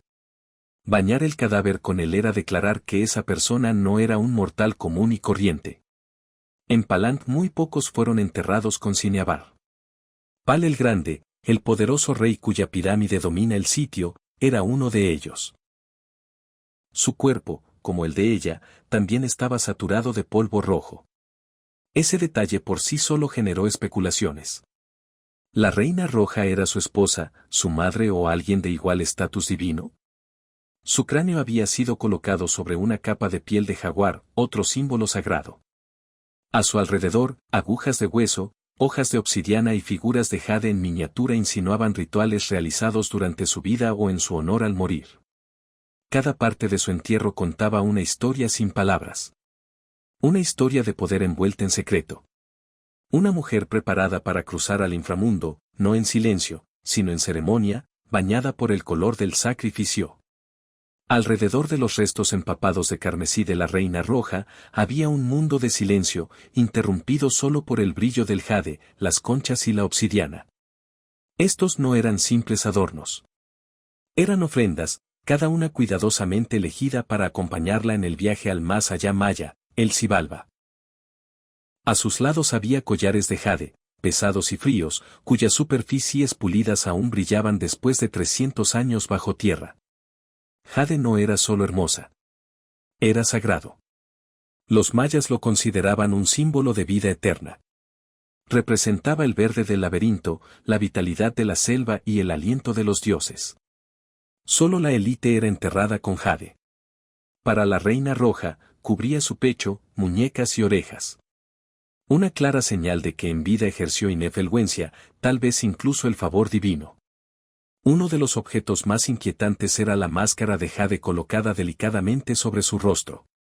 A diferencia de las máscaras mortuorias doradas de Egipto, esta era sutil, construida a partir de docenas de pequeños mosaicos dispuestos para imitar los contornos de su cráneo. La máscara cumplía una función ritual para proteger el alma, preservar la identidad y presentarla como divina a los ojos de los dioses. Cerca de sus huesos se encontraban esparcidos agujas de hueso, hojas de obsidiana y artefactos de concha. Podrían haber sido herramientas rituales o símbolos de su condición de sacerdotisa, curandera o matriarca real. Se había grabado un clavo en el hueso, de un modo tenue pero con un propósito. Un pequeño eco de su voz perdido en el tiempo. A sus pies y a lo largo de los bordes de la tumba había vasijas de cerámica, todavía selladas, probablemente alguna vez llenas de ofrendas. Comida, bebida o incienso para sustentar su espíritu más allá de la muerte. Mayer creía que el más allá era un viaje peligroso, complejo y lleno de desafíos. Estos artículos no eran lujos. Eran necesidades. Para modernizar, la tumba se siente íntima, no sobrecargada, sino intencional. No había oro, ni carros, ni pompa, solo objetos escogidos con peso espiritual. Era un mapa para el alma. A través de estos tesoros, vislumbramos cómo Mayer entendía la muerte, no como finalidad, sino como transición de poder. La reina roja no fue enterrada para ser olvidada. La estaban preparando para ascender. A pesar de toda la grandeza de su tumba, la reina roja dejó tras de sí un vacío inquietante. Ningún nombre, ninguna inscripción adornaba su sarcófago. Ningún glifo en las paredes la identificaba. Ella era claramente alguien poderosa. ¿Pero quién? Desde el momento en que se abrió su tumba, los estudiosos comenzaron a intentar conectar los puntos. La teoría más convincente es que la reina roja era Sakbuar, la esposa de Kinich Hanab Pal, conocido hoy como Pal el Grande, el gobernante más famoso de Palanc. Sakbuar era más que la consorte de Pal. Nació en la nobleza y se casó con un miembro de la dinastía real de Palanc a una edad temprana. Tuvo al menos 3 hijos, todos ellos de alto estatus, y desempeñó un papel ceremonial clave durante el reinado de su marido. Si alguien podía ser enterrado con tanto honor, esa era ella. Esta teoría se apoya en la ubicación de la tumba, a solo unos metros del gran entierro de Pal en el templo de las inscripciones. La proximidad sugiere un emparejamiento deliberado, marido y mujer, gobernantes incluso en la muerte. Y luego está el cinebar. Solo se encontraron 2 entierros en Palanc con una cobertura cinemática tan intensa. Pal y la reina roja. Es poco probable que esto fuera una coincidencia. Pero aquí es donde el misterio se profundiza. Se realizaron pruebas de ADN en ambos conjuntos de restos con la esperanza de confirmar la conexión. Pero los resultados no son concluyentes. Los huesos de la mujer no mostraron ningún vínculo materno directo con Pal. Pero eso no descarta una relación conyugal. Después de todo, para casarse no es necesario compartir sangre. Algunos han argumentado que podría haber sido Sakuk, la poderosa madre de Pal que gobernó Palanca antes de que éste alcanzara la mayoría de edad. Otros sugieren que pudo haber sido una suma sacerdotisa, una hermana o una antepasada real cuyo nombre simplemente se ha perdido en la erosión de la historia. Aún así, la evidencia apunta con mayor fuerza a Takuao, una reina por título, madre de reyes y contraparte espiritual de Pal. La falta de un nombre puede no ser un descuido. Pudo haber sido intencional. En la cosmología maya, el alma vivía no a través de monumentos, sino a través de rituales, símbolos y los susurros de la tierra. Y así, la reina roja permanece suspendida entre la leyenda y la verdad. Una mujer que gobernó, recordada no en piedra, sino en escarlata y en silencio. Para entender a la reina roja, debemos comprender el mundo del que proviene. Un mundo donde las mujeres mayas, especialmente las de la realeza, tenían más influencia de la que muchos creen. En la civilización maya, la política era a menudo un asunto familiar. Las mujeres de la realeza no eran simplemente consortes pasivas. Eran diplomáticas, sacerdotisas y agentes de poder. Realizaron rituales, patrocinaron templos y desempeñaron papeles cruciales en el mantenimiento de la legitimidad dinástica. Sus linajes eran capital político utilizado para forjar alianzas y asegurar derechos al trono. Tomemos como ejemplo a Sakuk, la madre de Pal el Grande. Cuando el trono de Palanc quedó vacante, ella misma tomó el poder y gobernó como reina regente hasta que su hijo alcanzó la mayoría de edad. Ella no era una persona sustituta. Ella era una gobernante por derecho propio, emitiendo decretos y supervisando proyectos de construcción. Sin ella, Pal quizás nunca hubiera logrado ascender. Y ella no era una anomalía. En todo el mundo maya, en lugares como Yaquilan, Nanjo y Calakmul, las inscripciones muestran a mujeres realizando ceremonias importantes, participando en diplomacia bélica y, a veces, gobernando directamente. A menudo se les representaba con ropas de cuero y murales, ataviados con elaborados tocados y atuendos, de pie junto a los reyes como iguales, o a veces por encima de ellos. Sus palabras fueron grabadas en glifos. Sus nombres fueron recordados hasta que ya no lo fueron. Cuando los conquistadores españoles llegaron siglos después, gran parte de ese recuerdo se había erosionado. La lente colonial veía a las mujeres nativas como figuras silenciosas en un mundo dominado por los hombres. Pero la arqueología cuenta una historia diferente, una de roles de género complejos donde el poder se negociaba y no simplemente se heredaba. Este contexto arroja a la reina roja bajo una nueva luz. Puede que no haya gobernado de nombre, pero su entierro, rico, sagrado y situado junto a Pal, sugiere que era un pilar central en el orden real. Su máscara de jade no era solo decoración. Era un símbolo de identidad, de poder mantenido en vida y protegido en la muerte. Es posible que su linaje haya sido el pegamento que mantuvo unida la dinastía de Palanca.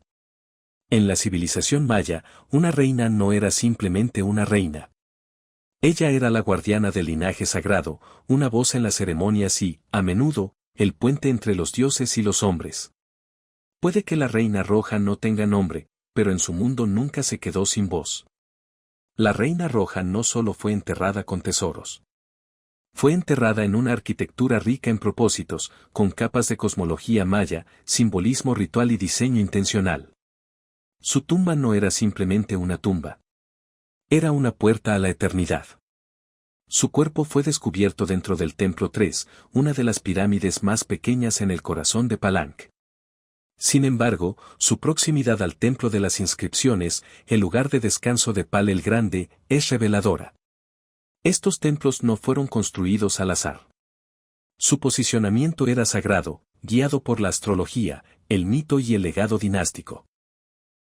El templo Tie se eleva modestamente en comparación con su gran vecino.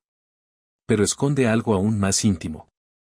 Una cripta sellada que no ha sido tocada por los luteros y que se encuentra perfectamente conservada.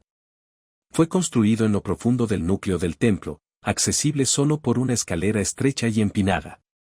El descenso a su tumba parece casi simbólico, un viaje ritual hacia el inframundo. La cámara en sí es austera, está hecha de piedra tallada y ha permanecido sellada herméticamente durante más de 1.130 años. No hay glifos ni murales que cubran las paredes. No hay ninguna talla ornamentada que cuente su historia. Pero quizá ese silencio sea intencional. Este era un espacio no para que los vivos lo interpretaran, sino para que los muertos lo transformaran. En el centro, su sarcófago se encuentra como un altar elaborado en piedra caliza. Se hace eco del gran ataúd de piedra de pal, que está al lado. Mientras que la tapa de pal es famosa por tener grabadas escenas de renacimiento cósmico, la tumba de la Reina Roja es más sobria. La atención se centra en el interior del cuerpo, en el cinebar, en el ritual de la muerte en sí. Y, sin embargo, hay señales arquitectónicas sutiles que sugieren algún significado. La tumba está alineada de este a oeste, un camino simbólico que refleja el viaje del sol de la vida a la muerte. La cámara es pequeña pero potente. Se siente deliberado, personal, un recinto sagrado para alguien venerado. Los templos mayas eran herramientas cosmológicas, puentes entre el cielo, la tierra y el inframundo. Ser enterrado en uno de ellos era elevarse más allá del reino humano. El hogar eterno de la Reina Roja no fue una ocurrencia de último momento. Era un santuario cuidadosamente construido, un lugar donde la muerte se convertía en transformación. Sus huesos descansan en la piedra, su esencia en el cinebar y su legado en la arquitectura misma. Un templo que habla sin palabras, diciéndonos que ella importaba. Para los antiguos mayas, la muerte no era el final. Era un umbral, un pasaje sagrado hacia el inframundo conocido como Xibalba. Y para alguien como la Reina Roja, esta travesía no fue solo espiritual. Era político, cosmológico y profundamente ritualizado. Los rituales funerarios eran eventos cuidadosamente coreografiados, arraigados en el mito, y cuyo objetivo era guiar al alma a través de las traicioneras capas del inframundo. Los textos y la iconografía mayas nos dicen que Xibalba no fue una vida pacífica después de la muerte. Era un laberinto de oscuridad, ríos de sangre, pruebas y dioses de la muerte. Solo aquellos adecuadamente enterrados, preparados ritualmente y equipados espiritualmente podrían realizar el viaje con éxito. La Reina Roja fue enterrada, envuelta en cineobra, encerrada en piedra y rodeada de ofrendas. Todos son signos de un entierro de élite. Pero hay más. La presencia de agujas de hueso y hojas de obsidiana en su tumba sugieren rituales de autosacrificio. Posiblemente herramientas simbólicas que representaban derechos que había realizado en vida o que fueron recreados en su entierro para fortalecer su espíritu. La máscara Erari, cuidadosamente ensamblada a partir de tejas de jade, no era simplemente decorativa. Es posible que haya servido como un recipiente espiritual que preservaba su rostro y su identidad mientras viajaba hacia el más allá. En la creencia maya, el rostro era un espejo del alma y el alma necesitaba ser reconocida por los dioses. Es posible que los recipientes de cerámica que la rodean alguna vez hayan contenido chocolate, laberinto, agua o incluso pulca para nutrirla en el otro mundo. Otros elementos, como espinas de raya o trompetas de concha, podrían haber representado herramientas espirituales, llamados a los dioses o símbolos de comunicación ritual. El entierro no fue solo una despedida. Fue una transformación. Los mayas creían en ciclos. La muerte como semilla, el entierro como plantación y el más allá como renacimiento. Los reyes y las reinas a menudo eran vistos como encarnaciones terrenales de dioses. Y en la muerte, regresaron a esos orígenes divinos. La Reina Roja, cubierta del color de la sangre, sepultada en una pirámide y honrada con ofrendas, estaba siendo preparada para renacer, no como una mortal, sino como un ser ligado al orden sagrado del cosmos. Su entierro no fue el final de su historia. Fue el comienzo de su leyenda. A solo unos pasos del lugar de descanso final de la Reina Roja se encuentra una de las tumbas más emblemáticas de Mesoamérica. La de Kinich Hanab Pal, conocido simplemente como Pal el Grande. Su entierro dentro del gran templo de las inscripciones es célebre por su arte, su escala y su profundo simbolismo espiritual. Pero lo que hace que la tumba de la Reina Roja sea tan extraordinaria no es solo lo que había dentro, sino donde fue encontrada. Su sarcófago estaba escondido dentro del templo 3, directamente adyacente al monumento de Pal. En una ciudad como Palanque, donde cada templo estaba cuidadosamente ubicado para reflejar principios cósmicos, esta cercanía no era una coincidencia. Fue intencional, una declaración grabada en piedra. Muchos eruditos creen que la reina roja era Sakbuao, la reina y consorte de confianza de Pal.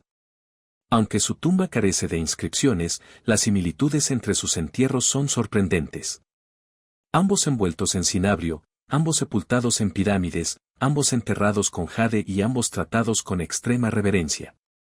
Estos rituales se reflejan entre sí, como si fueran dos mitades de una narrativa sagrada. La famosa tapa de Pal lo representa cayendo al árbol del inframundo, una escena cósmica de muerte y renacimiento. La tumba, más sencilla, de la reina roja no contiene tal iconografía, pero el simbolismo reside en la pareja misma. Si Pal representaba al sol, viajando a través del inframundo por la noche para volver a salir, entonces la reina roja puede haber representado a la luna, la fuerza femenina que sigue su propio camino misterioso en el cielo. Juntos encarnaban una dualidad cósmica. Masculino y femenino, rey y reina, sol y luna, orden y ritual. En la mitología maya, el gobierno no era singular. Fue relacional. La armonía en el cosmos requiere equilibrio. Y ese equilibrio se extendió a la corte dinástica. Al colocar a la reina roja junto a Pal, los mayas no solo estaban preservando un matrimonio, sino una asociación cósmica. Su proximidad en la muerte puede haber reflejado sus roles en la vida. Una reina no detrás, sino al lado de su rey, compartiendo no solo un trono, sino un legado. En sus tumbas, hablan sin palabras. Dos almas envueltas en cinema bar y piedra unidas a través de la eternidad. Uno de los silencios más sagrados de la historia.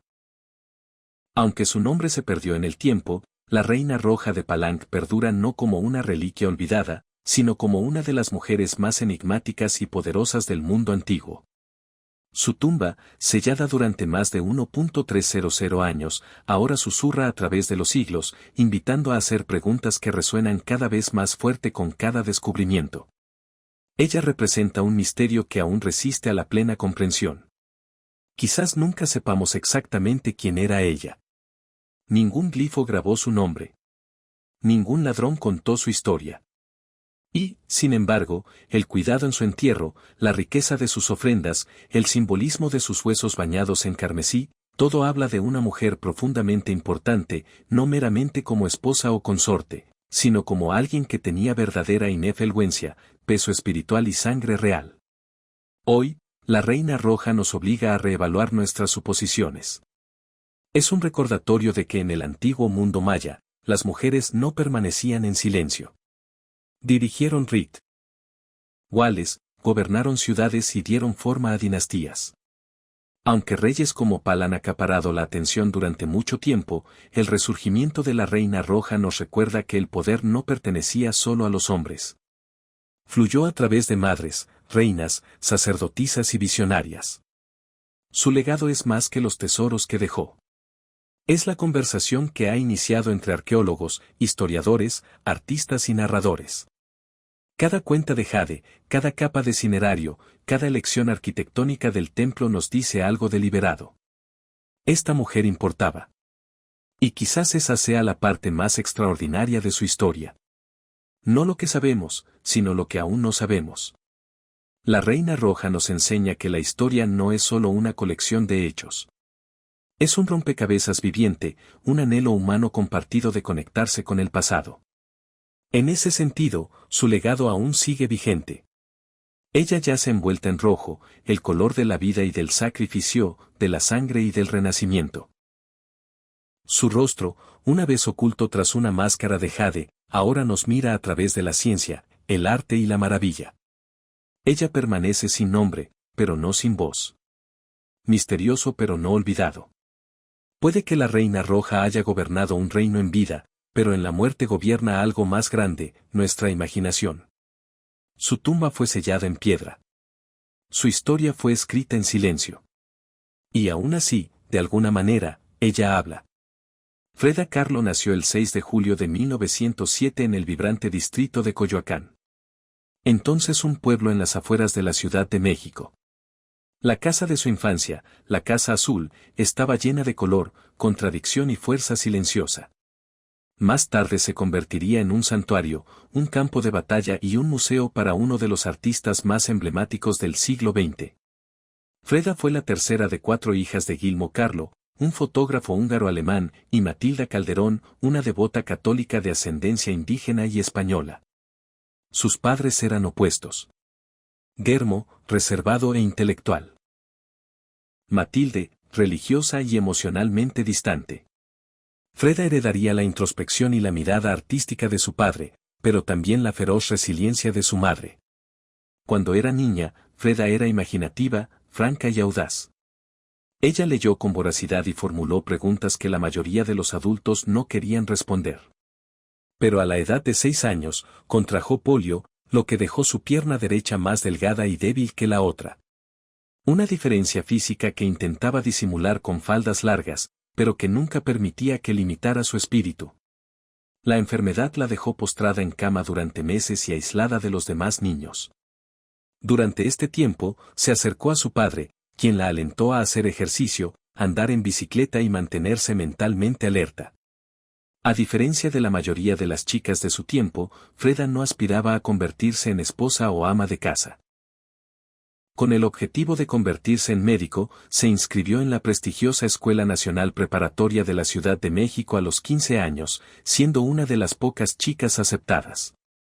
Allí destacó no solo por su inteligencia sino por su ingenio rebelde, su pensamiento radical y su singular sentido del estilo. Se unió a un grupo de jóvenes intelectuales conocidos como los cachuchas que debatían filosofía, literatura y política. Freda se sintió atraída por la revolución, por las ideas que desafiaban la tradición. Pero incluso en esos primeros años, antes del accidente de autobús que definiría su cuerpo y antes de la fama que definiría su legado, Freda Kahlo ya se estaba pintando al mundo con aristas definidas, ideas sin complejos y una identidad demasiado grande para encajar en las expectativas de los demás. Ella no solo estaba creciendo en Coyoacán. Se estaba preparando para rehacerse por completo. El 17 de septiembre de 1925, la vida de Freda Kahlo se dividió en dos. La niña que había sido y la mujer que se vio obligada a convertirse. Esa tarde, se subió a un autobús de madera con su novio, Alejandro Gómez Aras, después de la escuela. Se reían, se burlaban unos de otros y probablemente discutían. Freda nunca hizo nada a medias. Pero momentos después, el autobús chocó contra un tranvía y, en un instante, su futuro se deshizo en dolor, metal y silencio. El accidente fue horrible. El tranvía aplastó al autobús contra una pared, astillándose la madera y arrojando a los pasajeros por los aires. Freda fue empalada por una barandilla de hierro. Entró por su cadera izquierda y salió por la pelvis. Su columna vertebral se fracturó en 3 lugares. Su pierna derecha quedó destrozada. Su pie se dislocó. Se le rompió la clavícula y las costillas. Su hombro estaba dislocado. Su abdomen fue perforado. Ella tenía solo 18 años. Un hombre la cubrió con un abrigo prestado.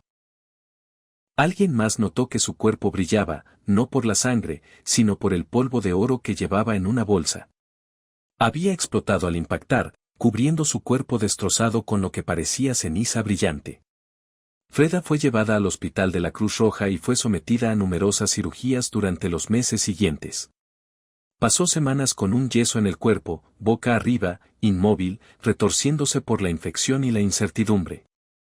El futuro que había imaginado de convertirse en médico se alejaba más cada día que pasaba. Pero en esa quietud, algo empezó a moverse. Su padre le dio pinceles. Su madre instaló un caballete especial para colgarlo encima de su cama.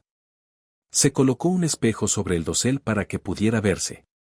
Y allí, tumbada en yeso y agonizando, Freda comenzó a pintar. Primero por aburrimiento, luego por obsesión. Sus primeros temas fueron su propio reflejo, porque ella era todo lo que tenía. Pero lo que surgió no fue vanidad. Fue supervivencia. El accidente la había destrozado físicamente, pero también había abierto una puerta. Una puerta a su propia mente, a su propio cuerpo y, finalmente, al lenguaje surrealista del dolor y la identidad que definiría su arte.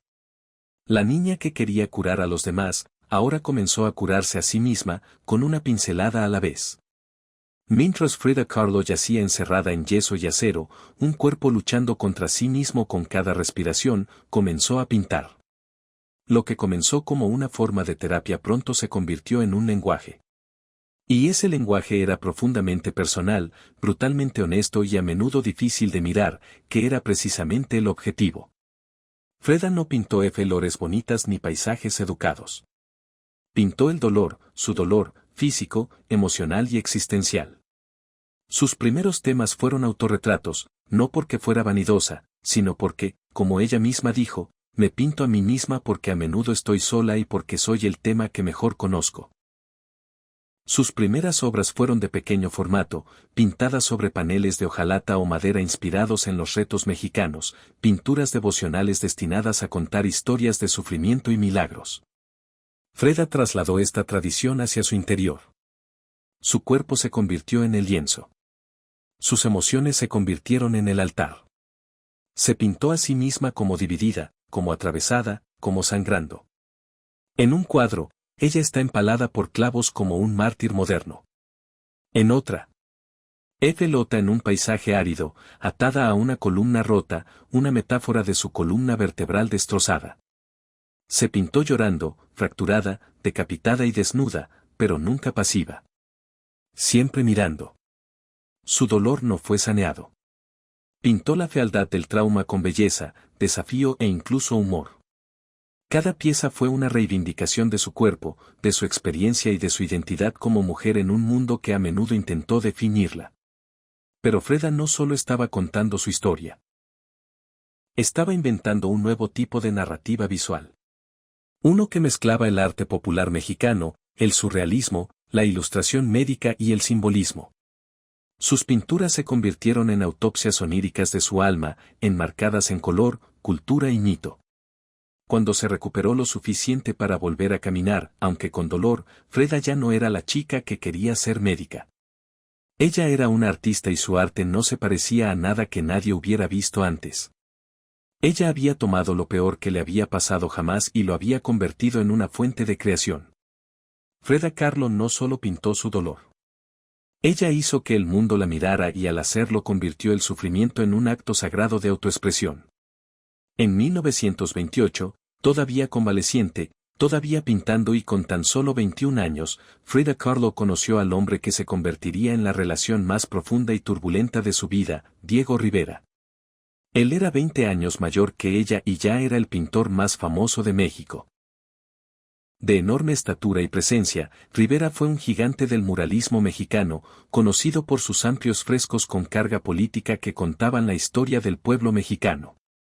Frida había visto su trabajo antes. Ella lo admiró. Pero ahora quería su opinión sobre su trabajo. Ella le llevó sus cuadros al Ministerio de Educación, interrumpiendo su trabajo en el andamio para preguntarle sin rodeos, ¿tengo talento? Diego le echó un vistazo y dijo, sí, y no solo por amabilidad. Reconoció en ella algo raro, una voz sin filtros, cruda y sin pretensiones, llena de rabia, ironía, dolor y belleza. Comenzaron una relación tan absorbente como creativa. Frida dijo una vez, sufrí 2 accidentes en mi vida.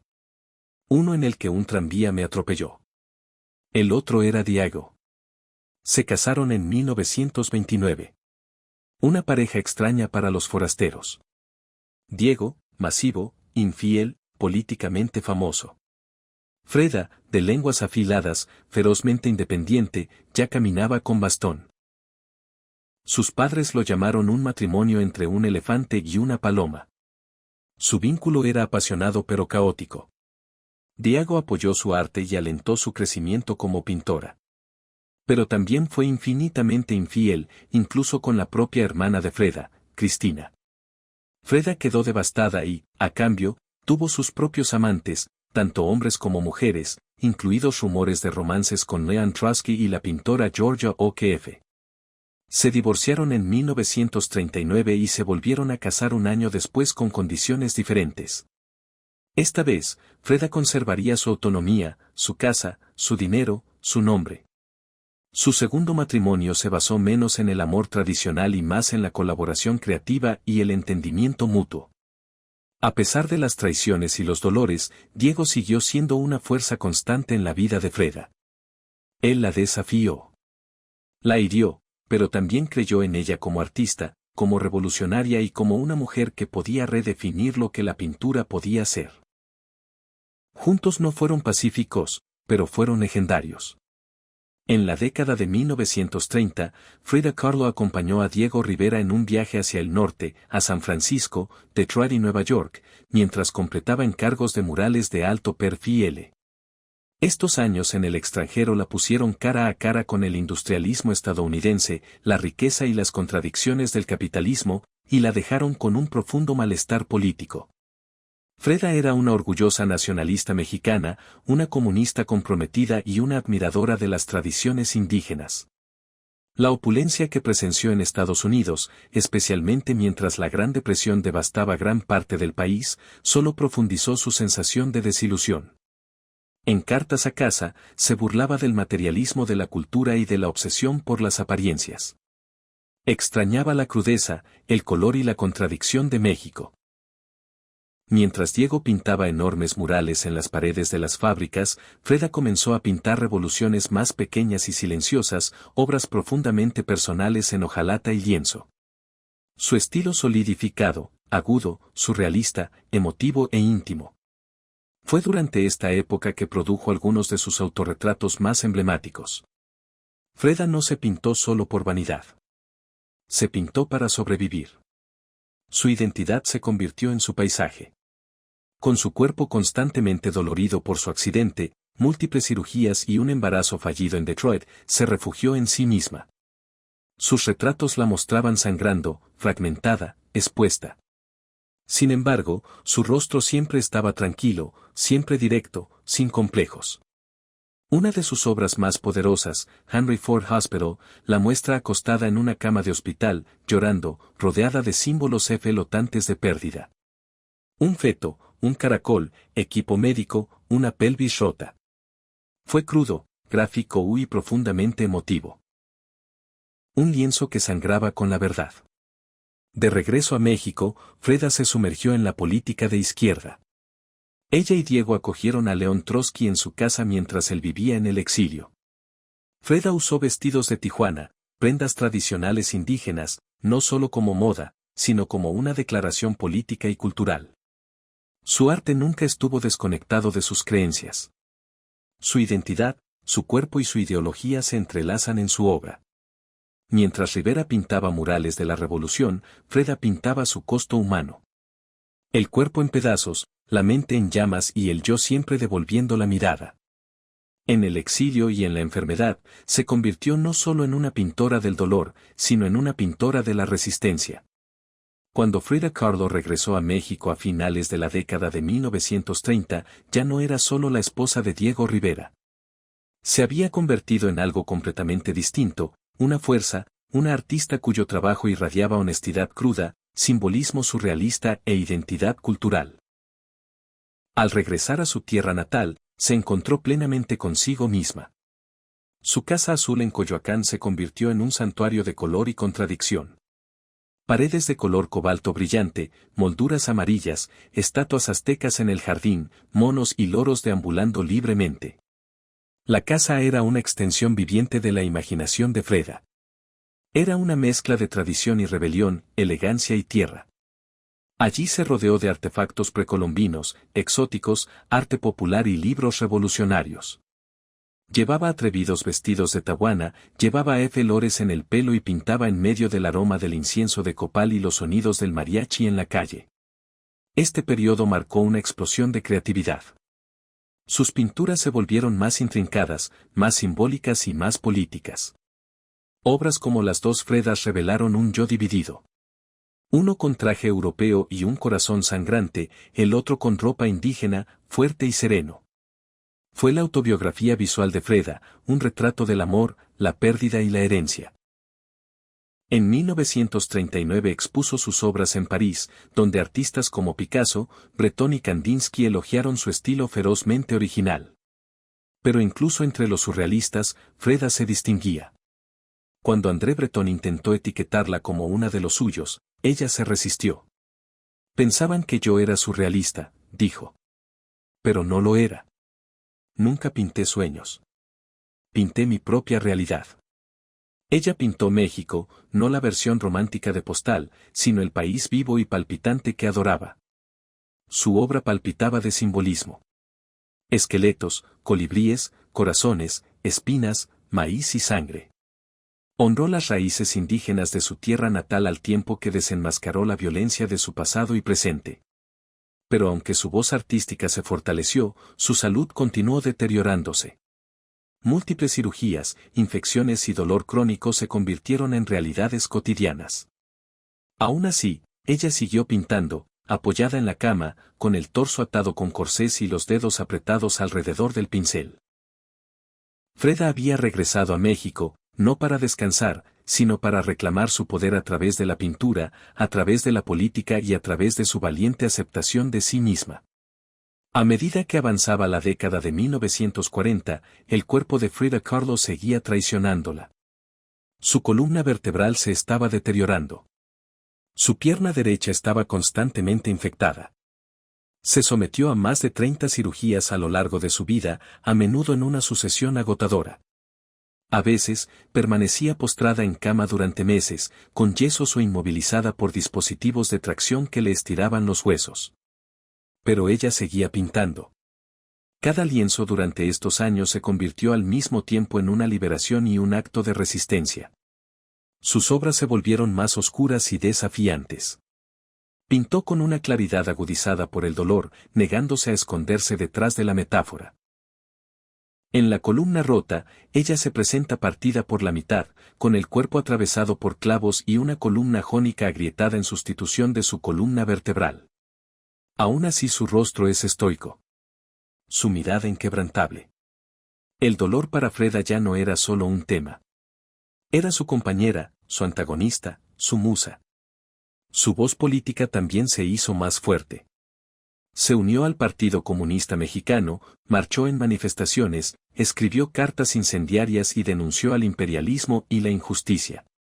Cuando su salud ya no le permitió caminar, apareció en las protestas en silla de ruedas, sosteniendo carteles desafiantes y gritando consignas.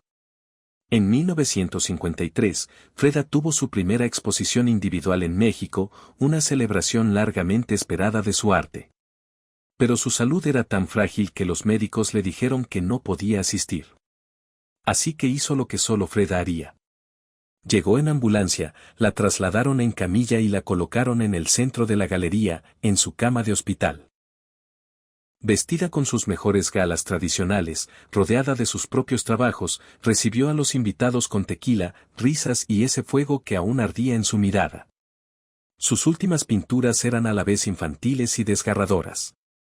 En el marxismo dará salud a los enfermos, se pintó a sí misma usando un corsé de acero acunado por las manos de las marcas, desechando los símbolos de la opresión. Su última obra conocida fue un bodegón de sandías en rodajas. Una pieza con la inscripción Viva la vida. Incluso frente a la muerte, ella permaneció desafiante, alegre y política. Los últimos retratos de Frida Kahlo no eran solo autorretratos. Fueron actos de revolución, pintados con dolor, pero siempre firmados con la vida. El 13 de julio de 1954, a la edad de 47 años, Frida Kahlo falleció en el mismo lugar donde había nacido, la Casa Azul en Coyoacán. La causa oficial fue catalogada como una embolia pulmonar, pero sus allegados murmuraron que había algo más profundo. Había estado enferma, sí, pero también agotada por el dolor, por las cirugías, por la larga guerra con su propio cuerpo. Apenas unos días antes, había asistido a una protesta política contra el golpe de Estado de la CIA en Guatemala. Débil y en silla de ruedas, insistió en ir, con el puño cerrado en alto. La revolución siguió siendo su último latido. Su última entrada en el diario fue breve pero conmovedora. Espero que la salida sea alegre y espero no volver nunca. El funeral de Freda se celebró en el Palacio de Bellicertes, la institución cultural más prestigiosa de México. Su cuerpo, envuelto en la bandera roja del Partido Comunista Mexicano, fue velado por amigos, familiares, artistas y revolucionarios. Diego Rivera estaba desconsolado. La llamó el mayor amor de su vida. Aun cuando sus traiciones casi la habían destrozado. Pero en los años que siguieron a su muerte, sucedió algo extraordinario. Freda Kahlo se negó a desaparecer. Al principio, su nombre solo se susurraba en los círculos artísticos. Sus obras no eran fáciles de categorizar, demasiado políticas para los surrealistas, demasiado surrealistas para los tradicionalistas. Pero poco a poco su imagen, su historia y su desafío comenzaron a resonar. Durante las décadas de 1970 y 1980, a medida que las académicas y activistas feministas recuperaban voces olvidadas, la de Freda se hizo más fuerte. Ella ya no era solo una pintora. Fue un símbolo del dolor convertido en belleza, del feminismo nacido de la resistencia, de la identidad mexicana celebrada sin disculpas, de la homosexualidad, la discapacidad, la revolución y la autenticidad. Su rostro, su ceja unida, su mirada, las flores en su cabello se volvieron icónicos. Su casa se convirtió en un museo. Su diario se convirtió en un texto sagrado. Y sus pinturas ahora cuelgan en los museos más importantes del mundo. Freda Kahlo había vivido gran parte de su vida a sombra de Diego. Pero en la muerte, ella dio un paso adelante. Ella no solo dejó pinturas. Ella dejó un espejo y nos desafió a todos a mirarnos. No con piedad, no con miedo, sino con fuego. Hoy, el rostro de Freda Kahlo está en todas partes. Impresos en camisetas, pintados en murales, convertidos en muñecos, memes, carteles e íconos. Su característica uniceja, su cabello coronado de flores, su mirada directa, todo instantáneamente reconocible. Pero lo que hace que su legado sea poderoso no es solo que la gente conozca su rostro, sino que reconocen la verdad detrás de él. Freda no intentó ser perfecta. Ella no encajaba en las cajas. Ella no era convencional y no le importaba serlo. En un mundo que exige perfección, ella nos dio autenticidad. Realidad cruda, desordenada, vibrante, enojada, alegre y contradictoria. Ella celebró lo que la hacía diferente. Su discapacidad, su homosexualidad, su política, su cultura y todo ello convertido en arte que trascendió fronteras y décadas. Ella se ha convertido en algo más que una artista.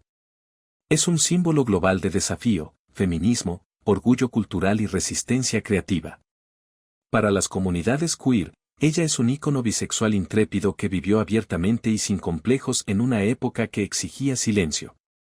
Para las mujeres, es un recordatorio de que el poder no requiere permiso.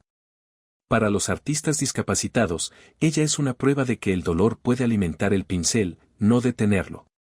Y para México, es una hija recuperada, feroz, folclórica y parte para siempre del alma nacional. Sus pinturas, antes descartadas por ser demasiado extrañas o demasiado personales, ahora se encuentran entre las más veneradas del mundo. Obras como el autorretrato de los dos libertos con collar de espinas y colibrí y la columna rota no solo se ven.